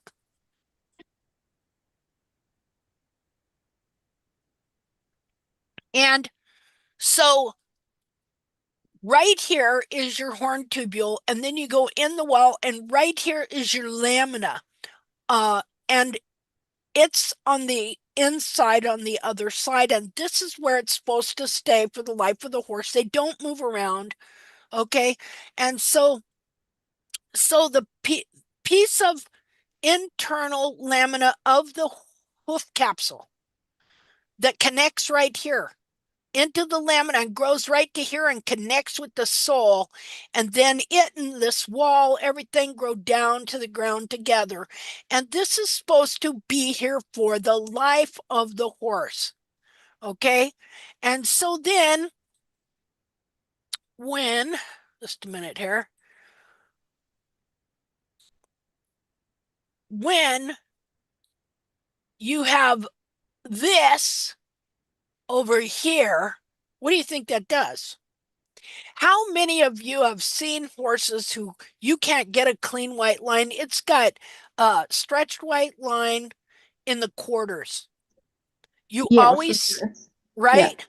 Almost all of them. That's why. Because when you took those heels down and put everything at an angle like that, okay, this started pulling forward and growing forward like that. Consequently, this here can't grow down and attach very well there, so it gets pulled forward too. And so you have no connection in the quarters so that you can get a clean, nice, tight white line. Okay, so just a minute here. So in a horse like the one we just looked at, okay, you've got hoof wall going clear like this. Okay, that's supposed to be, this piece here is supposed to be here.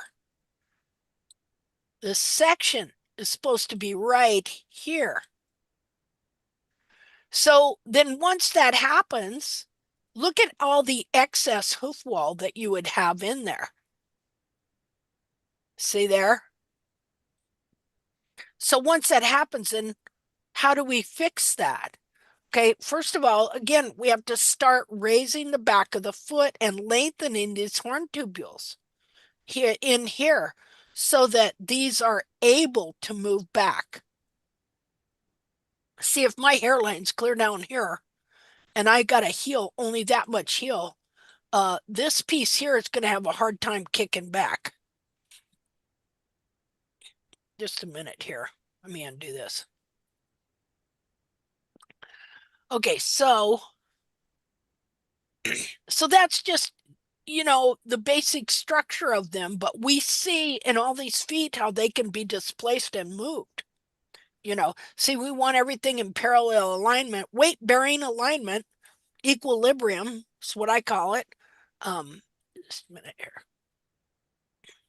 Okay, so we'll go up here.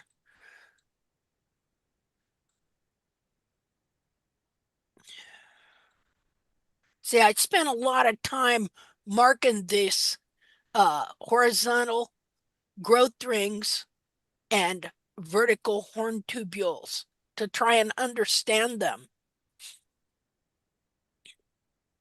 Okay, so This was my horse who this is me trying to grow the heels after they'd been trimmed out. Now the picture of how bad his foot was with no heel bulb on the ground is not here. But okay, I started growing heel in around 2015. Gosh, I've been doing this for that long. Okay, and so this just shows a progression of, now look at this horn tubule here. Just a minute here. Annotate.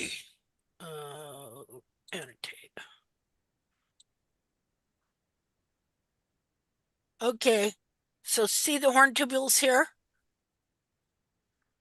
Right here. Okay, so that, I had to get this as the heel grew in to start kicking back and come to here. You see that? So how do we do that?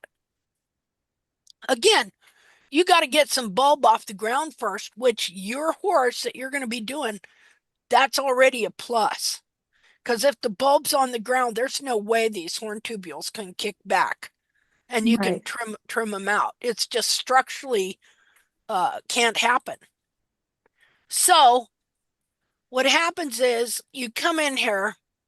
Now at this time, I didn't do notches. I hadn't gotten into that. But what I did do was I would come in here and I would bevel from the inside so that this outer wall was not on the ground. Okay. And what would happen was as I kept this up, bevel it up. Now remember, the foot wants, all that anatomy wants to go back into place. Okay. And so when you will bevel, and if you will give it room, which notches, that's what notches do. Notches give parts room to move without destabilizing the whole foot. See? You know, if I give one part some room to move, it'll move. These feet are that flexible. But at this time, I didn't know notches and stuff. So I would come in and I would bevel it. Well, what would happen is the back of the foot is pulling up, and these horn tubules will move like this. They will just be pulled back and they will fall down like that. You see that? Yeah. What did that do? That moved it back. Yep. See there? And so then you come in again. You're right here. Let me undo this. Okay, you beveled it up to here. It fell down to here. You come in, you bevel it up again. It'll fall back to there. See how that works? Yeah. That's how they move. Now, when I did this foot, see, I don't have a picture of how bad the foot really was, because see, in 2014, I gave up trimming because I never got that wild horse quality foot. And I was raised in Wyoming. I was raised on a ranch. I was raised around the Red Desert. I've been around wild horses and ranch horses that hadn't wear shoes, but I just never paid any attention back then, you know. But because of that experience, I knew that the concept of the natural trim based on wild horses was absolute.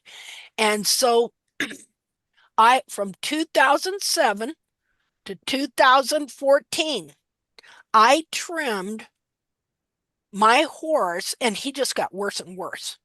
But I couldn't give up. And plus I knew the concept was true.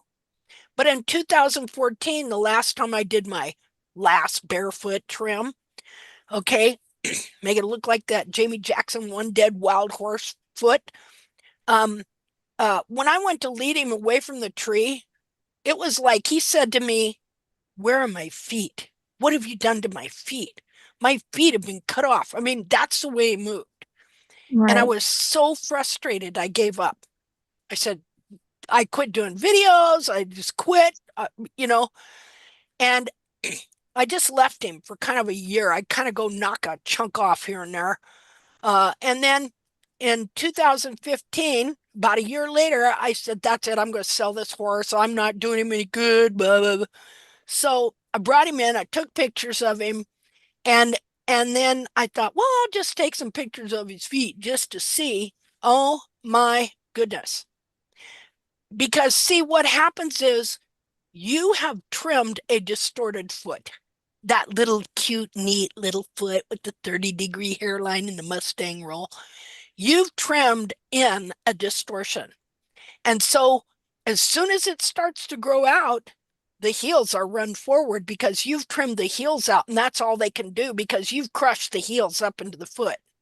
Yeah. This is why they want these short trimming cycles, because if you let it go more than a couple weeks, this distortion starts to show.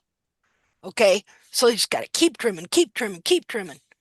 And so I came back, and this is what I was growing out in started growing again. I said, well, I gotta fix his feet if anybody's gonna buy them. Well, they look terrible. And so he had a really long dish toe growing similar to what your horse's is. Okay, and really underrun heels that were absolutely horrendous. And so this is 2 months later of me trying to figure out how to correct his feet. And then it was 3 months later was when I was doing uh, an illustration. I was taking the hoof capsule and I was doing an illustration of every single little part, you know, from from the toe, the coronary band groove, and the part that grows down, and the part that connects to the sole, and then grows down, the part that grows past the sole, and you got the dorsal wall, and the toe quarter, and the quarter, and then this part, whatever that was, and then you get back here, and I got back here, and I went, huh, huh, the heel buttress. And this big light bulb went on. I went, oh, we have been led to trim the heels out of our horses. And that's when I started. See, I was only growing heel here to make all these horn tubules stand back up. And then I was going to trim the heels down again. When I was looking at this foot, I was fully planning on taking that right off again. But thank goodness. But it's because see, I got a structural mind. So my mind told me if I got a horn tubule here and my bulb is down here, how am I going to get this horn tubule to kick this run forward heel up? Right? So I thought, okay, I'm going to grow it no matter what. Even if it's run forward, I'm going to let it get high. It's going to lift the back of the foot. Then all these horn tubules, I'll get them to kick. They're like dominoes. This one kicks that one kicks this one kicks that one. You see what I'm saying? Yeah. Until they get back to here, and then they kick that one up. And that's how you get them all to stand up. So that was my structural thinking about it. And thank God that was this 3 months later, I was doing that illustration, trying to understand stuff, and saw that, hey, we've been led to trim the heels out of the horse. So I never did trim his heels down again. See, now another thing that went on here was also had that problem of the wall coming out like this and then growing horizontal. So what I started doing was putting a notch, and this might be something you could do too. I would put a notch where the wall dished and went out like so. Let me get a pin and tell you why. Let's see. Let me get a different color. Okay, so his walls come out like this and went like that. You see? When I came back to do him, I mean, his heels were more run forward than this, you know, and stuff. And so I didn't believe in dressing down dorsal walls. So I thought, well, how can I straighten this out? So what I did was, now here I did a notch with a rasp. But when I first started trying to correct this toe, instead of just totally taking it back, what I did was I took a hacksaw blade and I just put a thin cut right here, not deep, like not maybe an eighth of an inch deep. In fact, you might be able to see them. I think I have one here. So that look, these are hairs. You see how that's like a hair, a horn tubule? Okay, so if I just put a little cut right here, then this horn tubule coming down here is going to be more prone to grow straight instead of follow the one in front of it like that. See what I mean? Okay. Yep. Okay, so I just put a narrow, uh, not deep cut with a hacksaw because hacksaw blade's real fine, right? Yeah. In fact, I think that's what this is right here. You see that? Yeah. Okay, and it worked. This part of the wall here grew down straight. And as this was growing down out this way, I would gradually keep bringing it back until finally it all grew down totally. Now, at the very end, I just took my rasp and made a little notch there, but you see how Mhm. nice and straight the wall grew out? Yeah. Okay, and look here, see my walls are straight, and I guarantee I'm not going to show you now because I don't want to take time to go look for it, but I guarantee it was the ugliest foot you ever seen. And I had the same kind of toe growing there. So, okay. So it's very important to understand horn tubules. Now, again, uh, at this time, I did not know that my cartilages were still bound. Not as bad as some. Like here, it's more bound. I mean, look at that. You see the difference in the shapes here? Yeah, you can really see that. See? Um, so that had come quite a bit later because here we're just into 2016. Well, this is when I learned about the heel buttress on January 16th of 2016. So, okay. So let me undo this here and I'll show you a couple of deals where I really got it straightened up. Let's see here. So all this is about understanding. If you have understanding of how these things grow, and we can then reverse engineer what we did to them. So I spent a lot of time looking at these things, watching how they would go back and see how where it's bearing weight at the ground right here, Yeah. but then how it moved back. See? Yeah.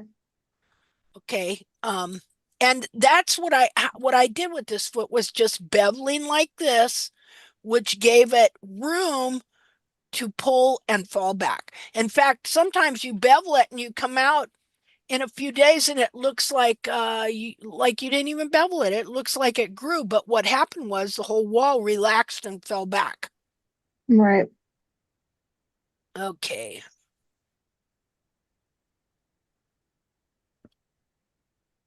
Again, this is what you say. Look at how in these feet, how this displaced piece of wall, if all this was to come back, that's how much extra wall you'd have. That's how much wall gets forced into the hoof capsule in the wrong position, gets trimmed out of back here and forced in over here. And this is why, too, a lot of times when this is happening, the toes start looking long. And they can definitely be long, but a lot of times too, it's not that the toe was long, it's that you've been trimming out the heel, and the trimmed out heel makes toe look long. Right. Okay. Let's see. Okay, so here again. Okay, so you can see it right here. See the white? Yep. Look where it is right here. Yeah. See there? Oh, here's a bad one. Look where that heel is. Clear up under here. Wow.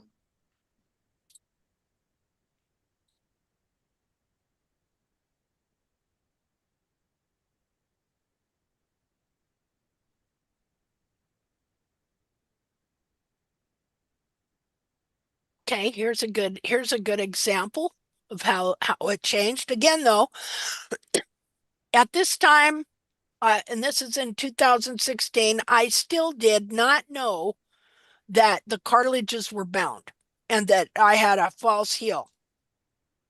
But the foot was looking good. I was getting some heel anyway. And see how the horn tubules all came back and how they're at least in alignment? Going Yeah. back here, see? Okay. Oh, okay, and this just again is an example of the lamina. See how if this piece here was grown up to there, then it's not going to be in alignment with the lamina like it's supposed to be, because on the other side of this horn tubule is also the inner wall of the internal insensitive lamina of the hoof capsule that's supposed to be connected to the sensitive lamina of the inner foot like this. So here you can see how it will pull out and stretch all this, and why you can't get a clean white line in the quarters. You always have, stretched white line in the quarters, and they think you're supposed to scoop the quarters. There's a natural arch there. There isn't a natural arch. That's a distortion. Let's see here. Okay, here's a good example of how much extra hoof wall gets put in the hoof capsule when you're trim the heels down, pulling the bulbs down, and then everything's forced to grow forward into the capsule. And again, how did I take that out? Just like I described you. Look, do you see a big heavy Mustang roll there? No. No, because what does a big fat Mustang roll do? Well, okay, your wall isn't very thick. And so you need the strength of these horn tubules to support the sole and the outer part of the wall.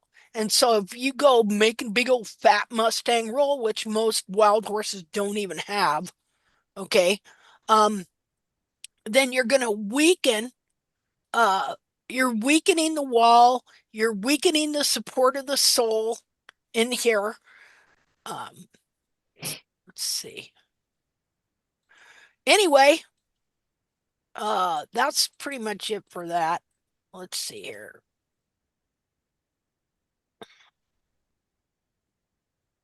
There you go. That's what we got there. Okay, so have I given you something to kind of start with and some ideas? And do you have any questions? And Yeah, absolutely. Yeah. okay, and you can contact me anytime. Okay, Okay, awesome. okay, yeah, because I'm really interested in helping your friend. So Awesome. I okay, do have one quick question. sure. How do you notch out the wall? Okay. Do you do it with a rasp or like I nippers? I'll do it with I do it with nippers. Okay. I'll draw on it first, and then I'll do it with nippers, but you could do it with a rasp. You do it with whatever you can. Okay. Okay. Draw on it first. If you want to, you can draw on it. You can take a picture, draw on it, and send me, a picture or Right. whatever. Or even just take the picture and draw on it, go, well, what do you think about here? And Okay. stuff. So you're following a growth ring, and you're following a horizontal growth ring and a vertical horn tubule line when you do Okay. it, because that's Okay. how they break them off. Right. Yeah. See? Anything else? No, I think that's everything. Okay. What state do you live in? I live on Ontario, Canada. Oh, you're up there. Hey, okay. Yeah. Okay. That's where Okay. that's where I am. That's That's where where I Linda am. is. That's Oh, where I hey. am. Hey, we got lots of good Canadians here. Hey, Who Hey. else? Who My else? favorite, you That's probably where won't. I'm from too, Thunder Uh, Bay, Canada. hey, there was Jolene. Hi, Hi. Jolene. I haven't heard Jolene's voice for a long time. I'm so glad you're here. Well, thank you. Yeah, Yeah. I've been down for a little bit, but I'm getting back up now. Well, good. I'm glad to hear it. Well, see, my favorite movie was a movie called Strange Brew. Does anybody know that movie? No. Oh Yeah, my No. goodness. John Yeah, Candy. yeah. It was a movie about Canadians that brew beer. It was Oh. called Strange Brew. It was a cult classic back in the 80s, if that tells you anything. Because these guys were always going, eh? You know, They, that's yeah. that's where I first heard that, you know. So, okay, does anybody else have any comments or anything they'd like to say or anything they need or anything? A real quick one, Linda, sorry, if I may. Sure. So I have your next video or Zoom is coming up Tuesday. shortly, I guess. Yeah. And my question is, how do I get my pictures to you previous so then we can talk about it at your next Zoom or whenever you schedule me in? Well, if you want, you can friend me and you can send them to me in Messenger. Okay, Okay. sounds great. Yeah, yeah. No, Okay. I won't send you all 10,000, but Okay. I do take a huge pile of one angle, and because it tells the true picture. You But I do bet. appreciate that, and my hat goes off to you, as I said and made it noticed before. What you're doing is a huge benefit to the animal, and your knowledge is unbelievable. Well, thank you very much for those encouraging words. I'll tell you what, I need them because it can be Oh, we all know what's going on and it can be very disheartening. yes, it's easily rips. They rip us apart. Yeah. And I bowed out for about 5 years for sure, and I had forgotten more now because I've been away from it for so long. But Yeah. back in it a wee bit. But yeah, it's a wonderful thing. I love it when they lick and yawn and sigh and poo and pee Yeah. and all that. Yeah, Yeah, yeah. no kidding. For You got to sure. watch you say stuff like that too, because they look like they look at you sideways when you start talking until like you're doing, until you show them, watch, I'm going to make this horse lick, you Hmm. know, uh, $50. It'd be the quickest $50 you ever made. Oh, yeah, yeah, whatever. Anyway, boom, boom. I made the horse lick, right? So, That's awesome. certainly an eye opener. Anyways, yeah, so I'll send you that. I'll friend you, and then we'll send you the pictures and we set up. That's That'd be super. awesome. I gotta Yeah. see I for some reason I can't see who's talking. Oh, sorry, because I turned my video on. I did. Oh, okay, Pearl. Yes. Okay.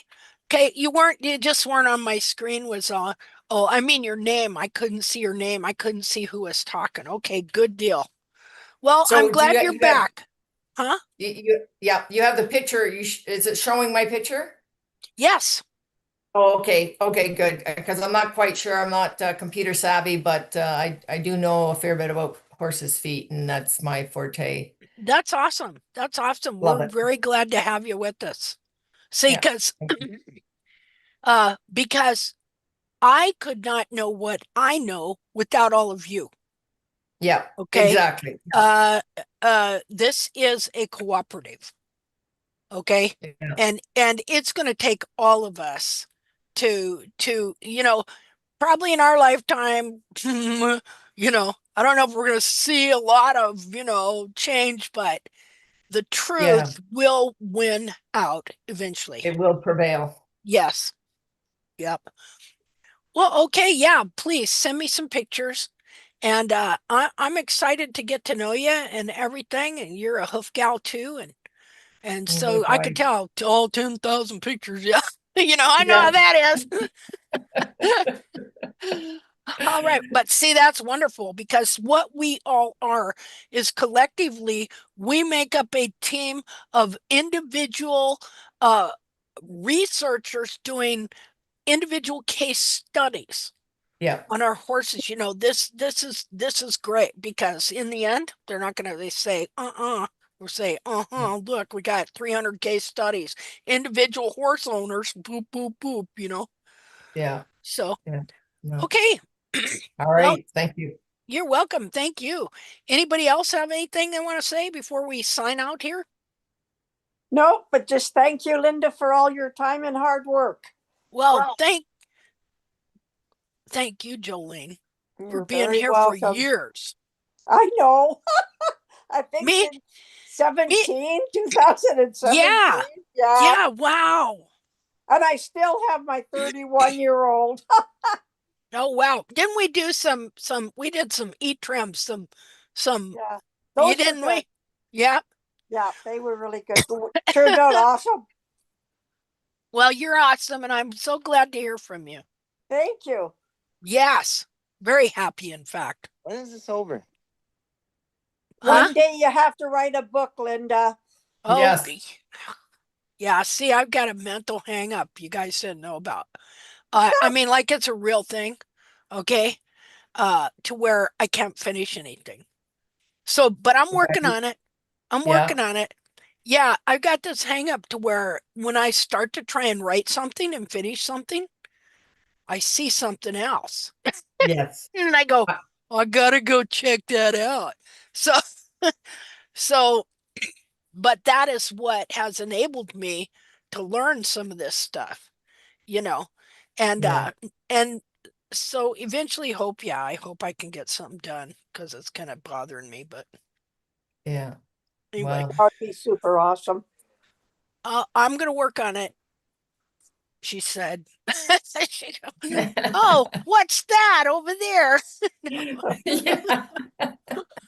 So, well, hey, I love y'all. And thank you so Love you too.